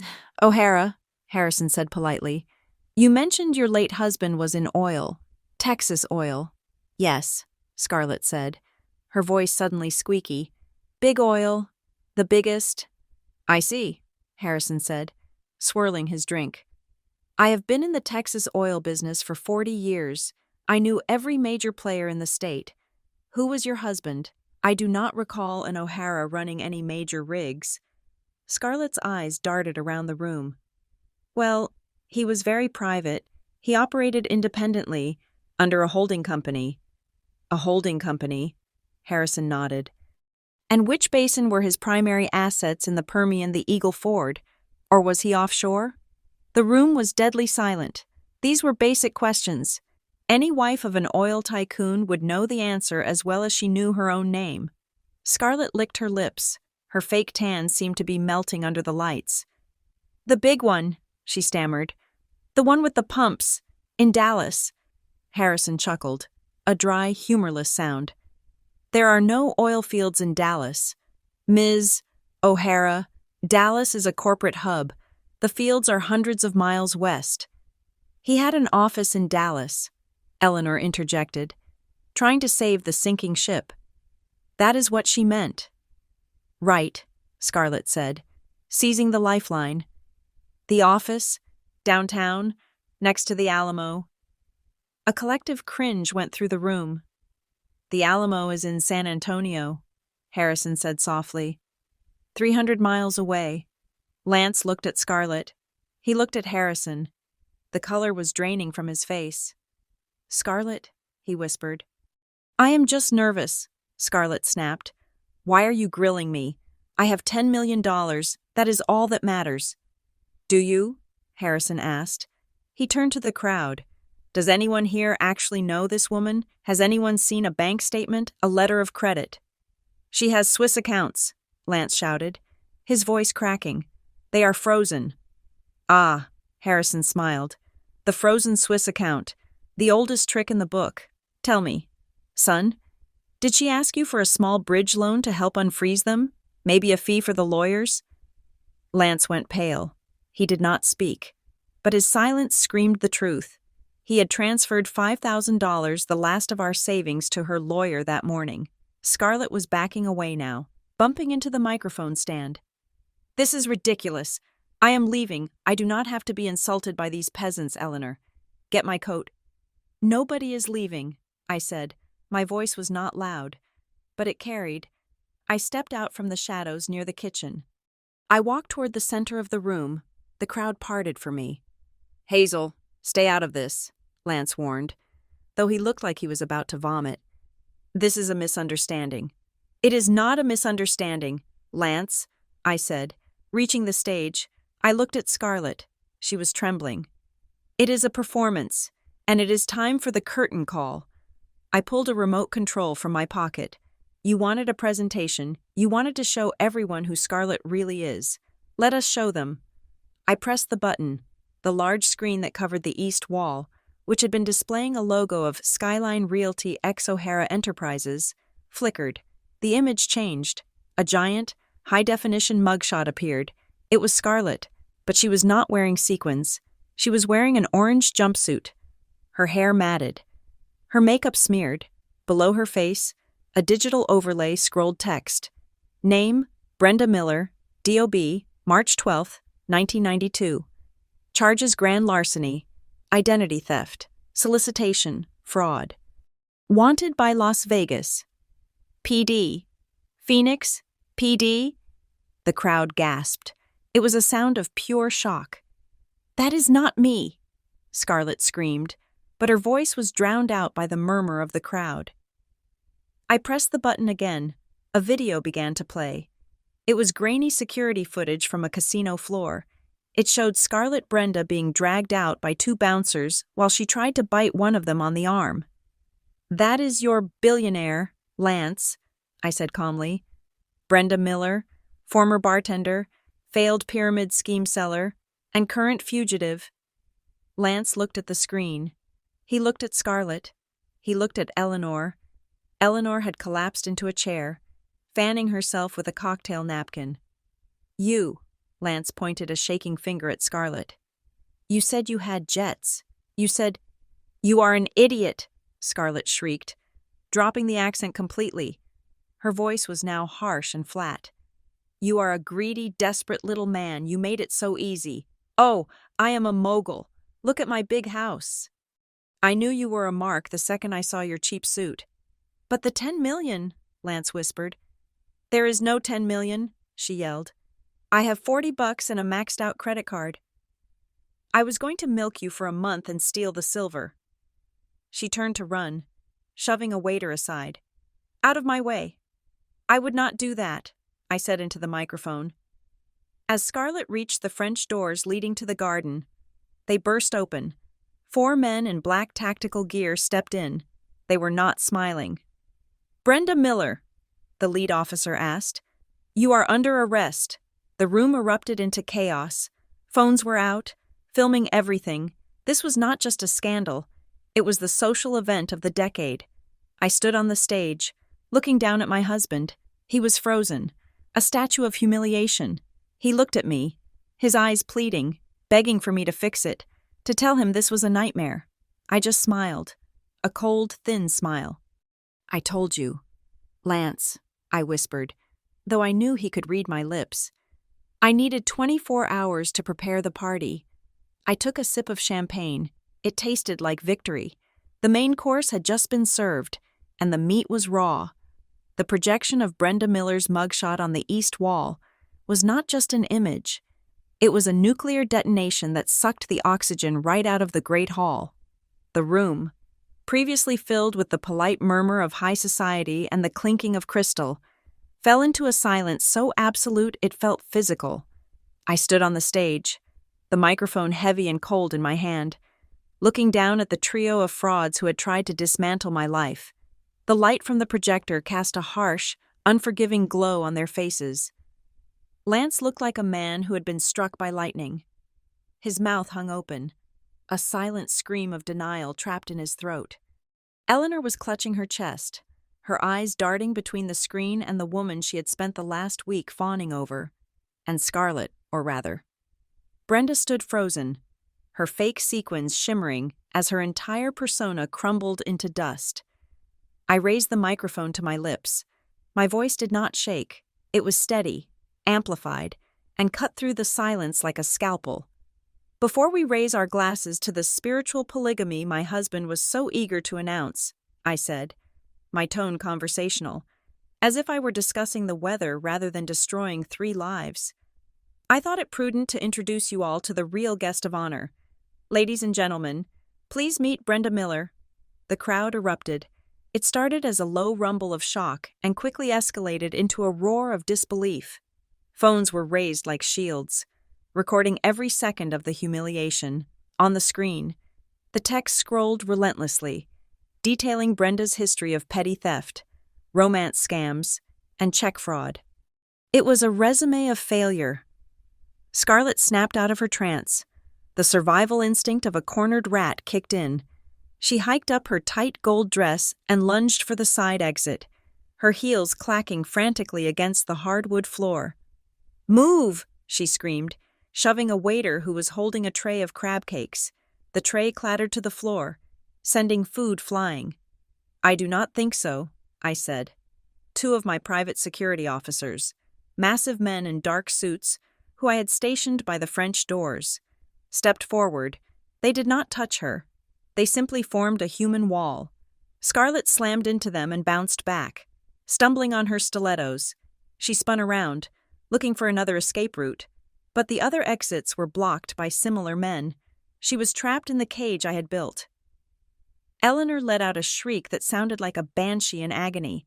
She stumbled forward, grabbing Lance's arm for support. Her face was a mask of sheer, unadulterated denial. She could not process what her eyes were seeing. In her world, wealth was defined by accessories, by labels, by the superficial trappings she worshipped. "No," Eleanor screamed, her voice cracking. "This is a mistake. It has to be a mistake. Look at her. Lance, look at her bag." She pointed a trembling finger at the bright orange handbag Scarlett had abandoned on the chair when she tried to run. It was stamped with the iconic Hermes logo. "That is a Birkin," Eleanor yelled at the crowd, desperate to salvage the fantasy. "Do you know how much a Birkin costs? You cannot buy a Birkin if you are a criminal. You have to be on a waiting list for years. She is rich. She has a Birkin." I laughed. It was a dark, genuine laugh that echoed through the microphone. I walked down the steps of the stage and approached the abandoned bag. The crowd parted for me, their eyes glued to my every move. "Oh, Mom," I said, picking up the orange bag by its handles. It felt stiff, plasticky. "You really are the perfect mark. You see a logo and you lose your mind." I held the bag up for the room to see. "This," I announced, turning it over to show the stitching, "is what we in the industry call a super fake. It is a very good copy. I will give her that. But real Hermes leather smells like earth and luxury. This smells like petrochemicals and glue." I ripped the bag open. The lining was polyester, not the soft, buttery goatskin of a real Birkin. I reached inside and pulled out the tag tucked into the inner pocket. "Made in Guangzhou," I read aloud. "And if I am not mistaken, this particular model sells on the black market websites for about $200. Maybe $250 if you negotiate for the expedited shipping." I tossed the bag onto the floor at Eleanor's feet. It landed with a hollow thud. $200, Eleanor," I said mercilessly. "That is the price of your dignity. You sold your son and your daughter-in-law for a vinyl purse." Eleanor stared at the bag as if it were a dead animal. Her knees gave out, and she sank to the floor, weeping into her hands. "But the scarf, the Versace scarf." "Polyester," I said. $10 at a street stall." Scarlett, realizing there was no physical escape, turned to face us. The sophisticated Southern Belle accent was gone, replaced by the harsh, flat intonation of someone who had spent her life fighting in dive bars. Her face twisted into a snarl. "So what?" Scarlett Brenda spat, her eyes wild. "So I bought a fake bag that does not mean anything. I still have rights." Lance finally found his voice. He stepped down from the stage, his face a mottled red of rage and humiliation. He walked toward Scarlett, his hands balled into fists at his sides. "You lied to me," Lance whispered, his voice trembling. Then he screamed, "You lied to me." "I lied," Scarlett yelled back, stepping into his space. She was not afraid of him. She was furious at him. You are the one who told me you were a tycoon. You told me you owned this place. I am the master of this house, Lance shouted, gesturing impotently at the walls. I am a director at Skyline Realty. Director? Scarlett cackled. It was a cruel, grating sound. I looked you up, you loser. You are a mid-level sales associate. You do not even have your own parking spot. And this house, I checked the county records this morning while you were in the shower. This house does not belong to Lance Donovan. It belongs to Hazel Ravenswood. The crowd gasped again. This was the second bomb, and it hit Lance harder than the first. He recoiled as if she had slapped him. I manage the estate, Lance stammered, trying to salvage a shred of authority in front of his colleagues. You manage nothing, Scarlett screamed, poking him in the chest with a manicured finger. You are broke. I saw your credit score on your laptop. 580. My credit is bad, but yours is tragic. You said you had $10 million, Lance roared, spit flying from his mouth. You said you were going to save me. And you said you were rich, Scarlett shrieked back. I only came here because I thought I could get a few months of luxury before I moved on to the next mark. I thought I could pawn the silver. I thought I could get you to buy me real jewelry. But look at this. She ripped the emerald necklace from her neck and threw it at him. It bounced off his chest. Glass, she yelled. I had to buy this myself at a costume shop because you were too cheap to buy me a real engagement gift. You are a fraud. Lance, you are a broke, pathetic little man who lives off his wife. I am a visionary, Lance insisted, tears of frustration welling in his eyes. I have potential, I just needed capital. You needed a brain, Scarlett countered. If you actually had money, do you think I would be standing here arguing with you? I would be in Paris. I targeted you because you looked desperate. You reek of desperation. Lance, it is your cologne. They were tearing each other apart. Two sharks in a tank that had suddenly run out of water. It was grotesque, and it was beautiful. They were stripping away each other's masks layer by layer, exposing the rotting wood beneath the gold paint. You are a criminal, Lance shouted, pointing at the screen where her mugshot still loomed. You are wanted by the police, and you are wanted by nobody, Scarlett screamed. At least I have a skill I know how to hustle. What do you know how to do? Beg your mommy for money. Beg your wife to cook for your mistress. She turned to the crowd, spreading her arms wide. That is right.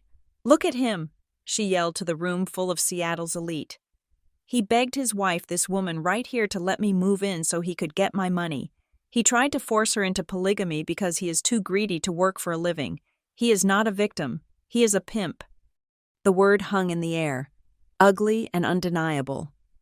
Lance looked around the room. He saw the disgust on the faces of his colleagues. He saw Mr. Henderson shaking his head and typing on his phone, likely drafting Lance's termination letter. He saw the socialites whispering behind their hands. His reputation was not just dead, it was being cremated. Shut up, Lance screamed, lunging at Scarlett. Shut up, you witch! He grabbed her arm, and for a second, I thought they were going to have a fistfight right there on the Persian rug. Don't touch me, Scarlett yelled, scratching at his face with her long nails. I will sue you. I will sue you for assault. You have no money for a lawyer, Lance yelled back, shaking her. And neither do you, she retorted. I watched from the sidelines, sipping my champagne. It was the best glass of wine I had ever tasted. I did not need to say a word. I did not need to defend myself. They were doing all the work for me. They were proving every single thing I had ever thought about them.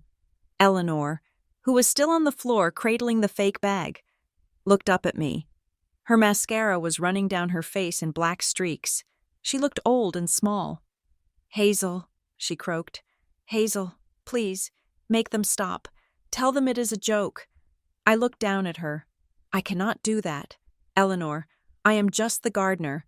I do not have the authority to stop the partners from discussing business. But the scandal, she whimpered. The neighbors, what will they say? They will say, I replied, leaning down so only she could hear, that the Ravenswood estate finally took out the trash. on the other side of the room. The fight had escalated.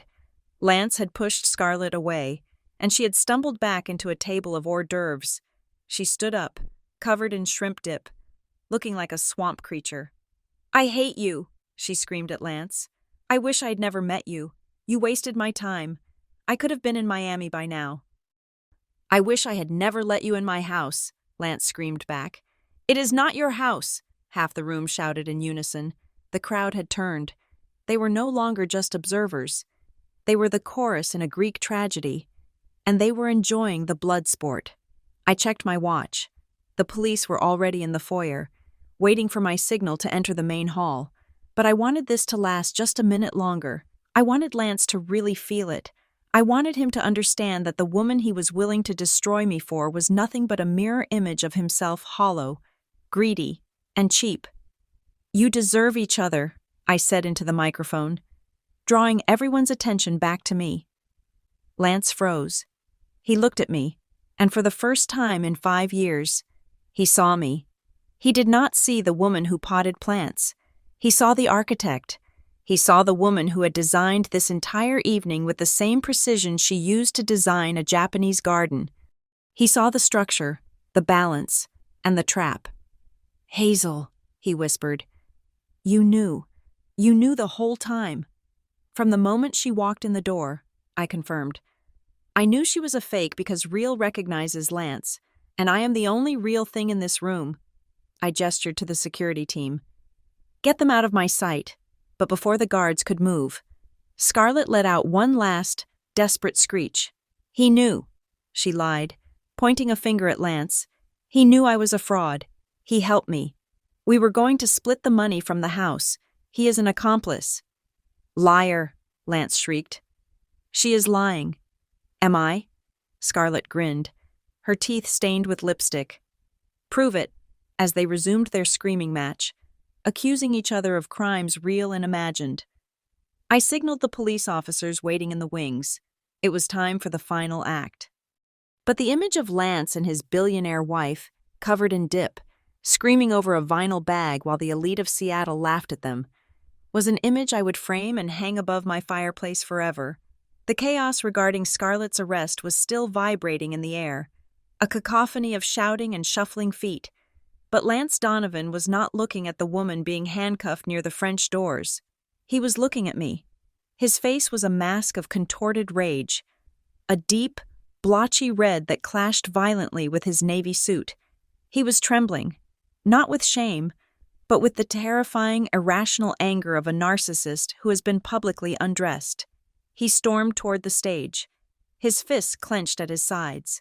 The crowd parted instinctively, sensing that the violence of the evening had not yet reached its crescendo. He stopped at the base of the platform, looking up at me with eyes that bulged from their sockets. "You think this is funny?" he screamed, his voice cracking. "You think you are clever. So what if she is a fraud? You still ruined my night.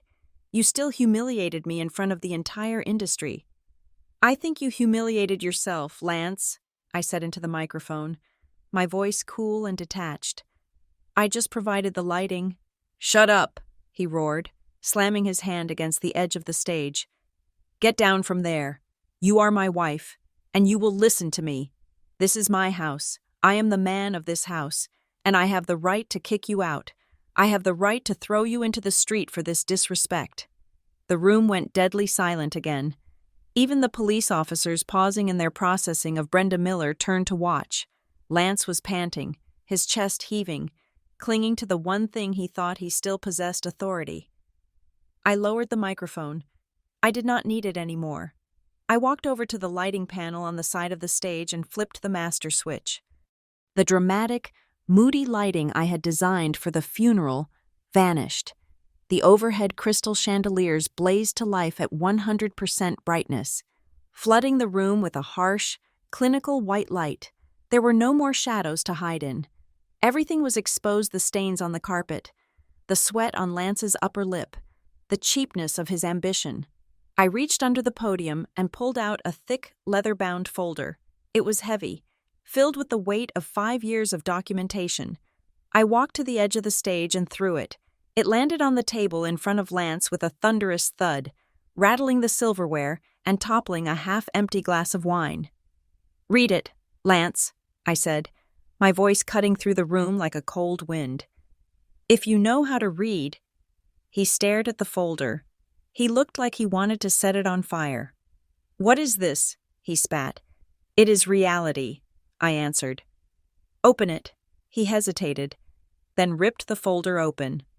The first document on top was a grant deed, stamped with the official seal of King County. "Read the line under grantee," I commanded. Lance squinted at the paper. His hands were shaking so bad the paper rattled audibly. "Hazel Ravenswood," he read, his voice barely a whisper. "A single woman, as her sole and separate property." "Keep reading," I said. "Look at the date. That deed was recorded 3 years before I met you. This house is mine. Lance, it has always been mine. It is an inheritance from my grandfather, held in a generation-skipping trust. You are not on the title. You are not on the mortgage because there is no mortgage.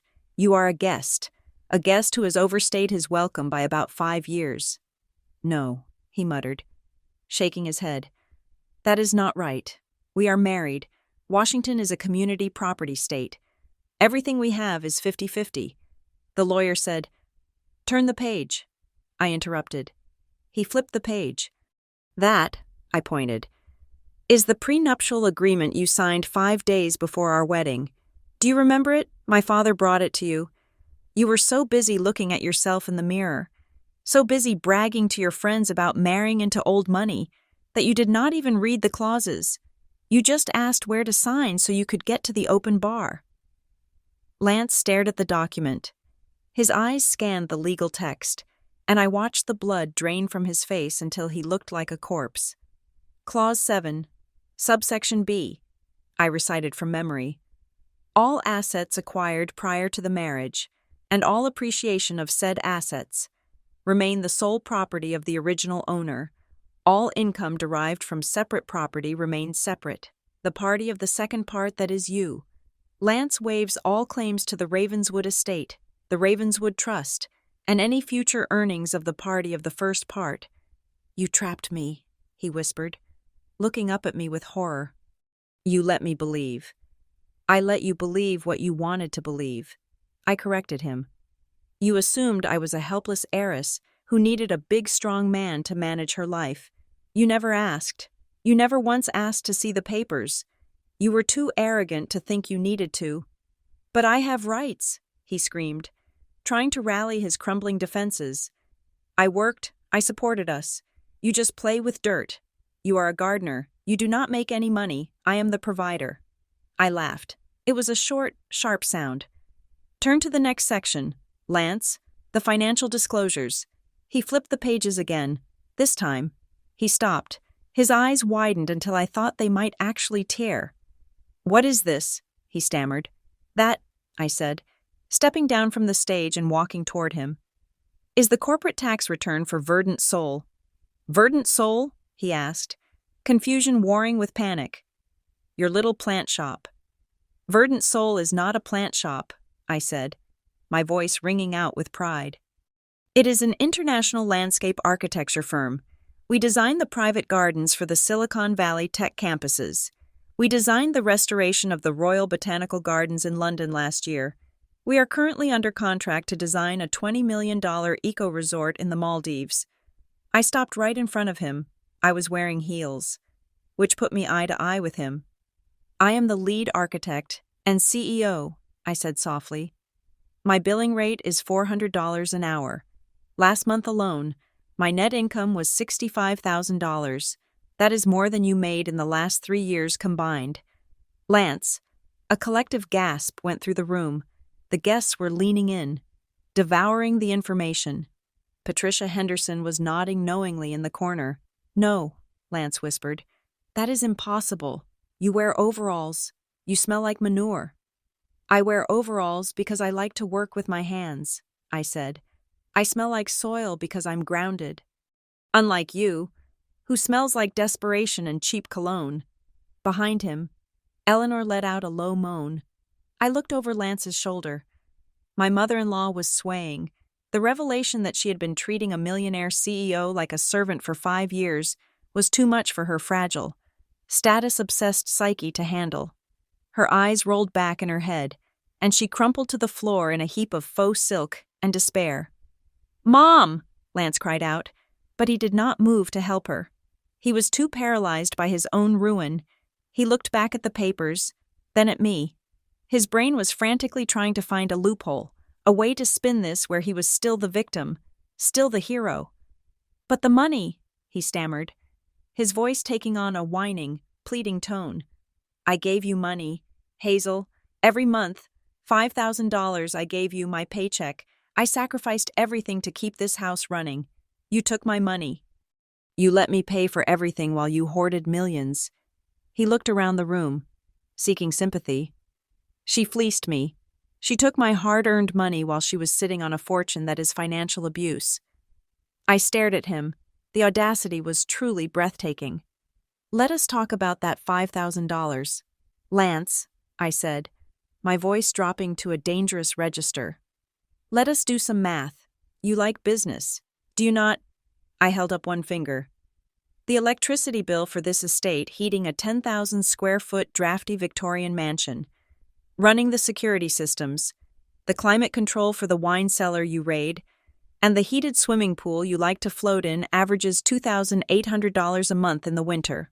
I held up a second finger. "The water bill. To keep the 5 hectares of lawn green so you can host your little garden parties and pretend you are a lord, is $1,200 a month." I held up a third finger. "The property taxes. Do you have any idea what the taxes are on a historic landmark in King County? They are $4,000 a month if you break it down." I stepped closer, invading his personal space. "That is $8,000 right there, Lance, and we haven't even talked about the food. The organic duck breast you ate last night, $40. The wine you drink like water, $300 a bottle. The maid service. The internet. The insurance." I poked him in the chest. "Your $5,000 did not even cover the cost of your own existence here. It did not cover the hot water you used for your 40-minute showers. It did not cover the electricity for the lights you leave on in every room. For 5 years, I have been subsidizing your lifestyle. I have been paying the difference. I have been paying for your car insurance because you forgot. I have been paying for your tailor. I have been paying for everything." Lance stumbled back, his face gray. "But you thought $5,000 was a fortune because you have a small mind," I said ruthlessly. "You thought you were the king supporting a peasant. But the truth is, Lance, you are a parasite. You and your mother are ticks. You latched onto me, sucked my blood, and then complained that I did not taste sweet enough." "I am your husband," he whispered, tears finally spilling down his cheeks. "We are partners." "Partners bring something to the table," I said. "You brought nothing but debt and disrespect. And then, when you thought you found a bigger host, a juicier vein to tap in Scarlett, you tried to discard me. You tried to force me into the servants' quarters of my own house." I walked back to the table and picked up the family harmony protocol they had tried to force me to sign. I held it up for everyone to see. "You wanted me to sign this?" I asked. "You wanted me to agree to be the beta wife. You wanted me to accept polygamy." I ripped the document in half. The sound of tearing paper was loud in the silent room. I ripped it again and again, until it was nothing but confetti. I threw the pieces in his face.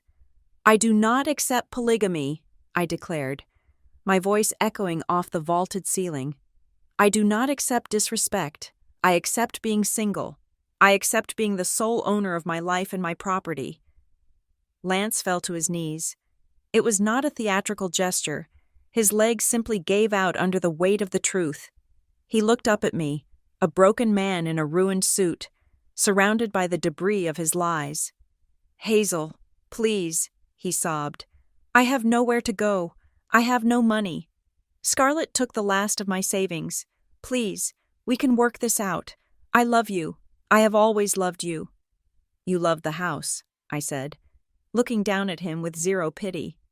You love the address. You love the idea of me. But you never loved me. I turned to the security guards.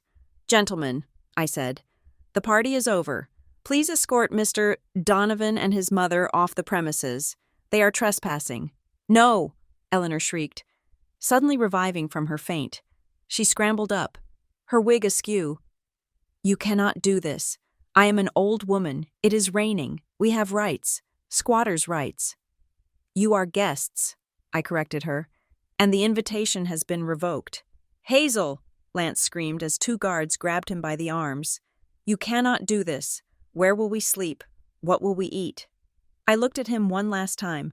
I hear the homeless shelter downtown serves a very nutritious soup, I said, and if you hurry, you might get there before lights out. Begone. I turned my back on them. I did not watch as they were dragged toward the door, kicking and screaming like toddlers. I did not need to see it. I could hear it, and the sound of their wailing was the sweetest music I had ever heard. I walked over to the waiter who was holding a fresh tray of champagne. I took a glass, held it up to the light, and admired the bubbles rising to the surface.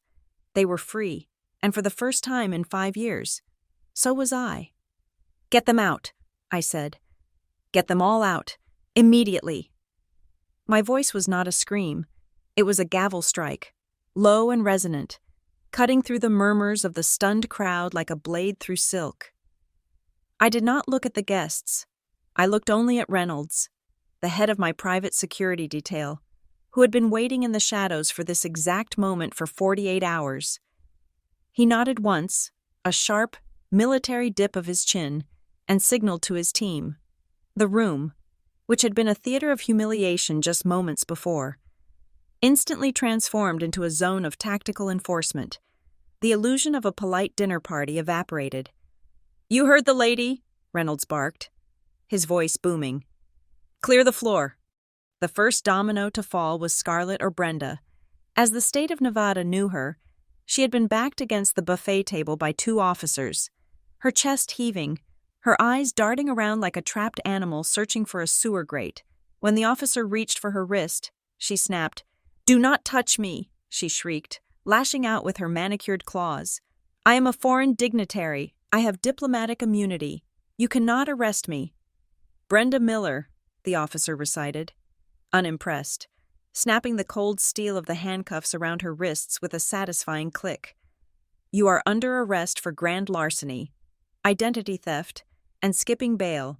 You have the right to remain silent, though I doubt you have the capacity to use it. I am Scarlett O'Hara, she screamed, thrashing as they hauled her toward the door. She kicked out, her heel catching the tablecloth and dragging a platter of oysters onto the floor with a crash of shattering ice and porcelain. Lance, tell them. Tell them who I am. I am your partner. We are going to be rich. Lance did not look at her. He was too busy staring at the 3 men in black suits who were currently surrounding him and his mother. Mrs. Ravenswood, Reynolds said, stepping up to me. The police will handle the fugitive. We will handle the trespassers. The perimeter is secure. Do you want them removed via the service entrance to avoid a scene? I looked at Lance, who was trembling so violently his teeth were chattering. I looked at Eleanor, who was clutching her fake pearls as if they were a rosary. No, I said, my voice cold and clear. Take them out the front door, through the main gate. Let everyone see. Understood, Reynolds said. He turned to his men. Pack them up. It happened with terrifying efficiency. 2 guards disappeared up the grand staircase. They were not gone long. Within 5 minutes, they returned, descending the stairs carrying large, heavy-duty black trash bags. They were not carrying suitcases. They were dragging the plastic sacks, the kind used for yard waste and debris. They threw the bags onto the marble floor of the foyer with a heavy, wet thud. What is this? Eleanor gasped, staring at the plastic heaps. Where are my trunks? Where is my Louis Vuitton luggage? Your luggage stays, I answered, stepping down from the stage to stand over them. Those trunks were purchased with my credit card 3 years ago. They are my property. The clothes inside these bags, those are the items you purchased with your own money, or to be more accurate, The items you bought with the allowance I gave you. One of the bags had split open upon impact, a pile of polyester blouses, cheap drugstore cosmetics, and Lance's worn-out gym sneakers spilled out onto the pristine floor. It was a pathetic display of their true net worth. "My furs!" Eleanor wailed, reaching for the bag. "My jewelry! The furs are synthetic, Eleanor," I reminded her. "And they are in the bag. Anything of value the jewelry Lance gave you, the electronics, the artwork you borrowed for your room has been inventoried and remains here. You leave with exactly what you brought to this marriage, nothing." Lance looked at the pile of trash bags, then up at me. His face was pale, his eyes wide and wet. He dropped to his knees. It was a clumsy, desperate movement, his knees hitting the hard floor with a crack that made the guests wince. "Hazel, please," he begged, reaching out to grab the hem of my dress. I took a step back, letting his hand grasp only empty air. "Baby, please, stop this. You are angry. I get it. I made a mistake, a huge mistake, but we are husband and wife. We took vows, for better or for worse. Remember?" "I remember," I said. "I remember you vowing to love and cherish. I do not remember a clause about bringing a con artist into our home to replace me." "I was seduced," Lance cried, tears streaming down his face, mixing with the sweat and the shame. "She manipulated me. I am a victim here too. Hazel, I did it for us. I wanted to be a man you could be proud of. I wanted to be rich for you." "You wanted to be rich for yourself," I corrected him. "You wanted to be rich so you could look down on people. You wanted to be rich so you could trade me in for a newer model. Do not insult my intelligence by pretending this was an act of love. It was an act of greed. Hazel, I am your mother." Eleanor threw herself down beside him, grabbing my ankle before I could move. Her grip was surprisingly strong, fueled by panic. "I have been like a mother to you for 5 years. I taught you how to dress. I taught you how to host. You cannot throw an old woman out on the street. It is inhuman." "What will the church say?" I looked down at her. "You taught me nothing, Eleanor, except how to spot a fake diamond from 10 feet away. And as for being a mother does not plot to have her daughter-in-law evicted to a shed. A mother does not call her son's wife a servant." I shook my leg. Dislodging her grip, she fell back, wailing like a siren. "We have nowhere to go," she screamed. "We are destitute." "That sounds like a personal problem," I said. "Maybe you can stay with your other daughter-in-law." "Oh, wait, she's currently being processed at the county jail. I hear the visitation hours are very strict." "Hazel," Lance shouted, trying to stand up, but a security guard put a heavy hand on his shoulder, forcing him back down. "I love you, I swear to God. I love you. I will sign a new postnup. I will sign anything. Just let me stay. I will sleep in the guest room. I will sleep in the shed. Just do not kick me out." I looked at the two of them, a mother and son, huddled together on the floor, surrounded by garbage bags, weeping not for the loss of me, but for the loss of their comfort. They were pathetic, and they were inseparable. "You know," I said, a cruel smile touching my lips, "you two really are perfect for each other. You share the same values, you share the same delusions, and now, you share the same address." I pointed to the door. "You wanted polygamy?" I asked, my voice ringing out for the benefit of the silent, watching crowd. "You wanted a big happy family living under one roof. Well, congratulations. I am granting your wish. You two can go out there and be a family. You can marry each other for all I care. Go be beggars together. Go rely on each other. Let us see how long that unconditional love lasts when there is no mansion to keep you warm." "Hazel, no," Lance sobbed. "Reynolds," I commanded, "remove the trash." The guards hoisted them up. They did not be gentle. They grabbed Lance by the back of his suit jacket and Eleanor by her arm. They began to drag them toward the massive oak doors. "Wait," Lance screamed, digging his heels into the carpet. "My car. Let me get my car. I cannot leave without my car. He reached into his pocket and pulled out the key fob to the Mercedes S-Class he had been driving for 2 years. He held it up like a talisman, a last shred of dignity. I need to drive my mother somewhere, he yelled. I signaled to Reynolds to stop. I walked over to Lance. He looked at me with a flicker of hope. He thought I was softening. He thought I was going to let him drive away in a $100,000 vehicle. I held out my hand. Give it to me. What? Lance blinked. But it is my car. It is the company car. Exactly, I said. It is a company car, and the company that holds the lease is Verdant Soul, my company. Lance stared at the keys in his hand. I let you drive it because I did not want you embarrassing me in that rust bucket you owned when we met, I explained. But you are not an employee of Verdant Soul. You are not an associate. You are nothing. That car is corporate property, and I am revoking your driving privileges. But how will we leave? Eleanor screeched. You expect us to walk? I snatched the keys from Lance's hand. Yes, I expect you to walk. Walking is good for the character. It builds resilience. My credit cards. Lance patted his pockets frantically. I have my Amex. The supplementary card on my account. I asked, raising an eyebrow. Cancelled. I called the bank 10 minutes ago. If you try to swipe that card, the police will be called for fraud. Do you want to join Scarlett in a holding cell tonight? I hear they are having a reunion. Lance went limp. The fight went out of him. He had no car. He had no money. He had no home. He was stripped bare. Get them out, I said, turning my back on them. The guards resumed their dragging. Lance and Eleanor were hauled across the foyer, their heels skidding on the marble. They were wailing, a discordant harmony of self-pity.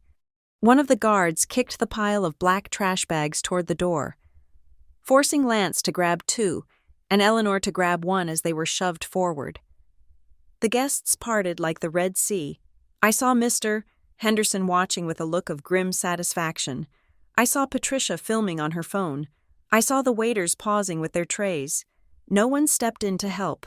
No one offered a ride. In this circle, poverty was a contagious disease, and Lance and Eleanor were patient zero. The double doors swung open. Nature, it seemed, was on my side. The Seattle sky had opened up. It was not just raining, it was pouring, a torrential, freezing downpour that sheeted down in gray curtains. The wind howled through the open doors, blowing rain into the foyer, spotting the silk dresses of the guests standing too close. Out, Reynolds ordered. He shoved Lance. Lance stumbled, tripping over his trash bag, and fell face first onto the wet pavement of the driveway. Eleanor was pushed out behind him. She let out a scream as the cold rain hit her, instantly plastering her wig to her skull. Hazel, Lance shouted from the ground, trying to scramble up, slipping in the mud. Hazel, please, it is freezing, open the door. I walked to the threshold. I did not step out into the rain. I stood on the dry marble.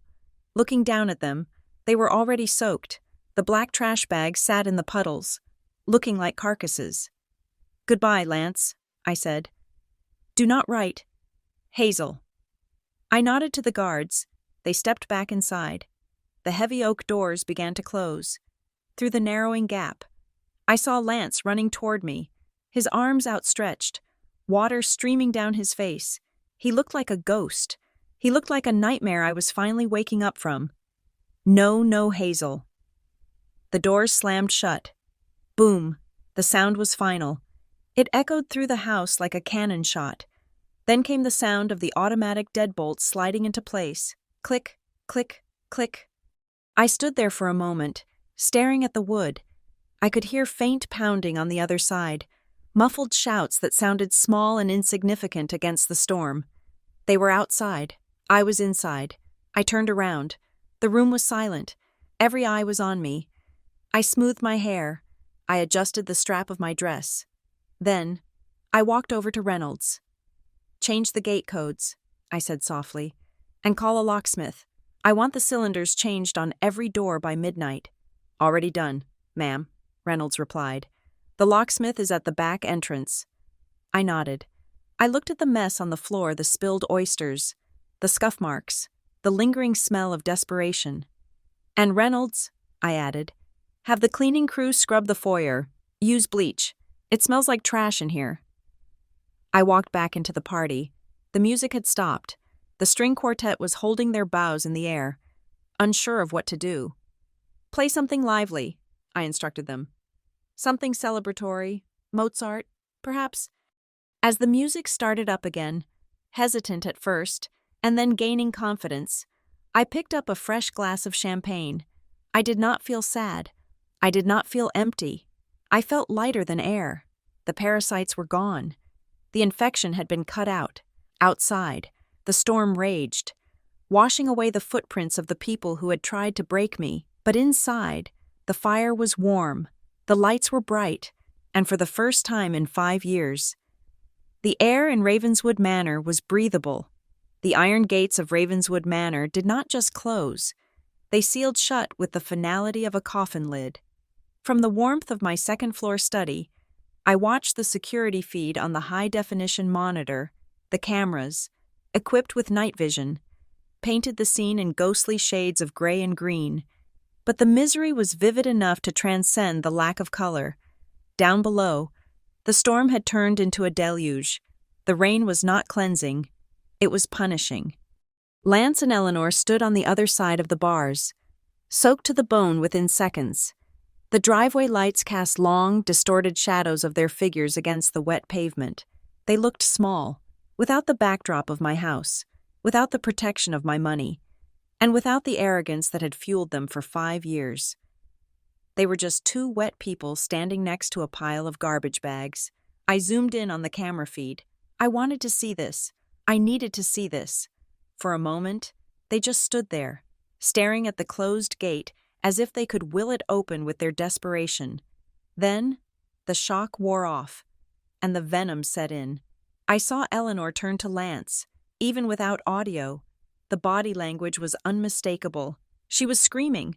Her mouth was contorted in a rictus of hate. She pointed a shaking finger at the house, then jabbed it into Lance's chest. I turned up the volume on the console. The external microphones picked up their voices over the roar of the wind. "You idiot," Eleanor screeched, her voice cracking. She swung her handbag, the one containing her fake furs, and hit Lance squarely in the shoulder. 5 years. You lived with her for 5 years, and you did not know. You did not know she was a multimillionaire. How can you be so stupid? Lance stumbled back, slipping on the wet asphalt. He regained his balance and shoved his mother hard. "Do not touch me. This is your fault. You are the one who told me she was a nobody. You are the one who said she was just a gardener who got lucky with an inheritance. You told me to treat her like dirt. I told you to control her," Eleanor yelled, lunging at him again, clawing at his soaked suit jacket. "I told you to be a man instead. You let her play you. You let her hide millions of dollars right under your nose while you were chasing after that criminal with the fake bag." "You loved Scarlett," Lance roared, pushing Eleanor away so hard she fell onto her backside in a puddle. "You were the one drooling over her polyester scarf. You greed-filled old witch. You pushed me. Oh, Lance, get the money. Lance, commit polygamy. Lance, you ruined my life." "I gave you life," Eleanor shrieked from the ground, kicking her legs like a toddler having a tantrum. "And look what you did with it. You are 35 years old and you are homeless. You are a loser. Lance, a broke, pathetic loser." Lance looked down at her, his face twisted with a mixture of hatred and realization. "And you are a homeless loser's mother. We are in this together. Mom, welcome to the street." He did not offer her a hand up. He turned away, grabbing 2 of the black trash bags and hoisting them over his shoulder like a hobo's bindle. He started walking down the dark road, his expensive Italian loafers squelching in the mud. "Lance!" Eleanor screamed, scrambling to her feet, her wig sliding sideways. "Lance, do not leave me. Who will carry my bags? Lance!" He did not look back. He just kept walking into the darkness, a solitary figure marching toward a future of nothingness. Eleanor stood there for a second, looking between the retreating figure of her son and the unyielding iron gate of my home. Then, she grabbed her own bag and ran after him, her heels clicking frantically on the pavement, her cries lost in the wind. They were gone. I turned off the monitor. The screen went black, and with it, the last 5 years of my life faded into history. I turned away from the desk and walked to the floor-to-ceiling window that overlooked the gardens. The rain hammered against the glass, but inside, it was silent. It was a rich, heavy silence, the kind that only exists in a house that is truly, finally yours. I walked over to the side table, where a bottle of 1982 Chateau Margaux was breathing. This was a bottle Lance had tried to open 3 times, and 3 times I had stopped him, telling him it was not ready. The truth was, he was not worthy. He would have gulped it down like grape juice, oblivious to the notes of tobacco and currant, just as he had been oblivious to the value of the woman standing right in front of him. I poured a glass. The liquid was a deep, dark ruby, almost black in the dim light. I swirled it gently, watching the legs run down the side of the crystal. I took a sip. It tasted like velvet. It tasted like justice. I looked around the room. It was the same room it had been this morning. Yet it felt completely different. The air was lighter, the oppressive weight of judgment, of constant criticism, of having to hide my brilliance to protect a fragile male ego. It was all gone. The house no longer smelled of Eleanor's cloying, cheap floral perfume. It no longer smelled of Lance's anxiety and cologne. It smelled of beeswax polish, old books, and rain. It smelled like freedom. My phone buzzed on the desk.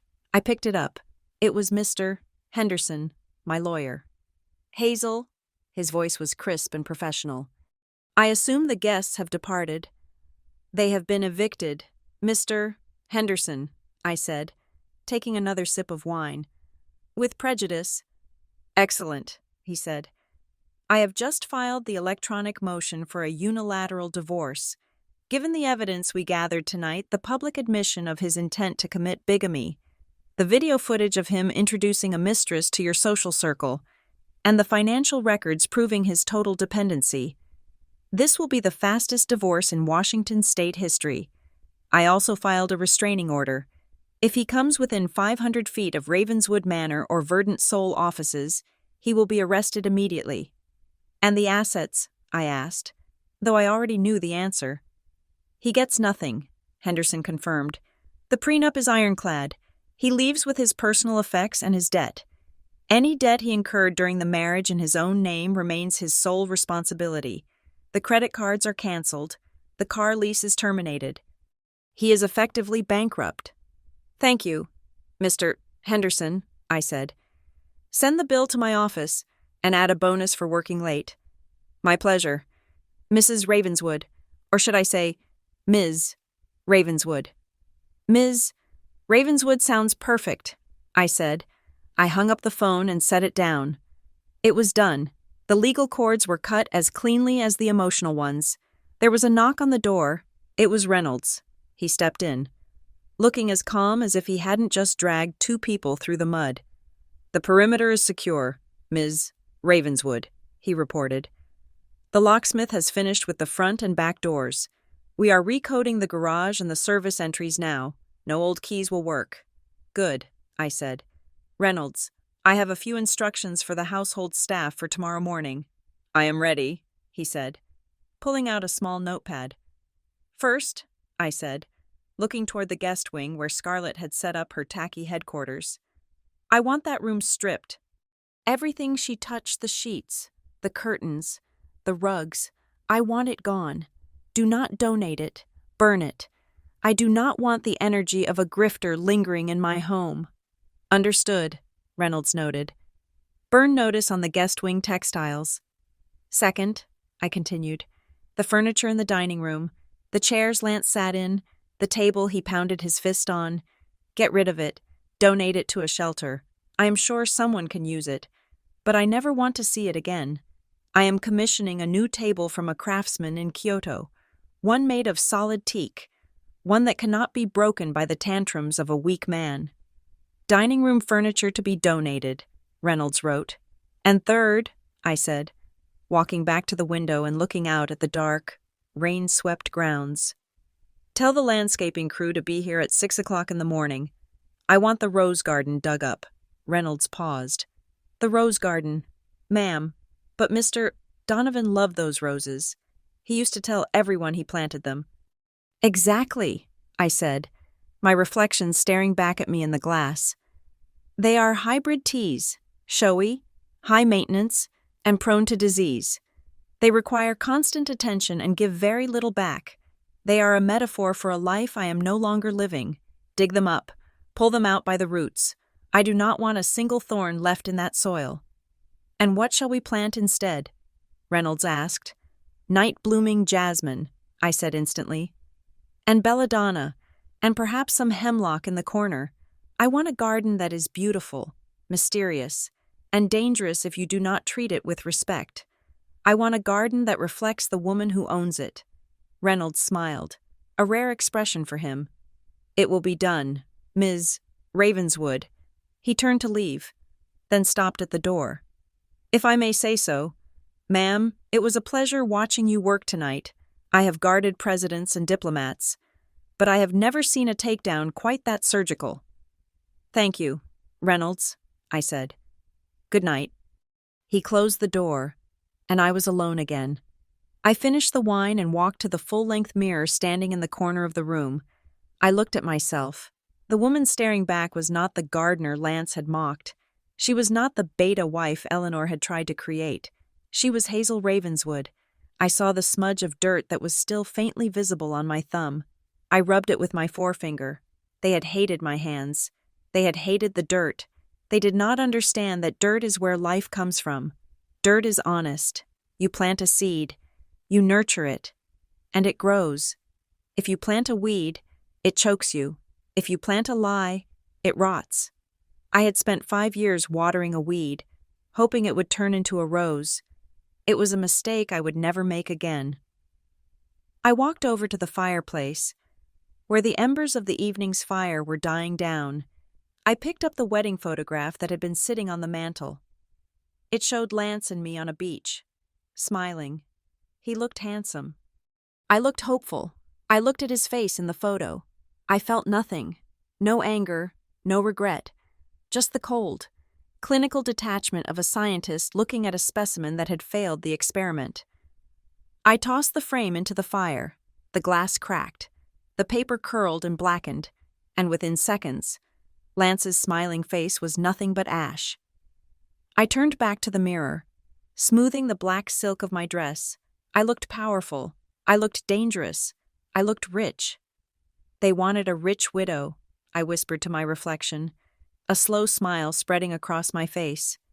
Congratulations, boys. You got one. You just forgot to check the name on the deed.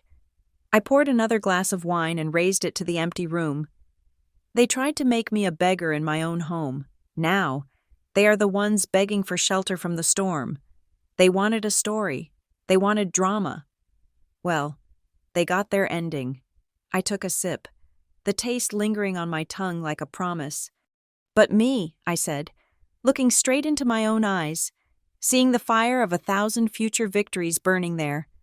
My story is just beginning, and let me tell you the sequel is going to be expensive. The screen fades to black, leaving only the sound of the rain and the clink of a crystal glass being set down on a marble table. Thank you so much for listening to this story of revenge and redemption. It has been a journey, and I hope you enjoyed seeing justice served as much as I enjoyed writing it. I would love to know where you are tuning in from. Please drop a comment below with your location, and let's see how far Hazel's victory has traveled if you enjoyed this story. Please subscribe to the Sweet Rose Drama channel, like this video, and hit that hype button to help us share this story with more people. Your support means the world to us.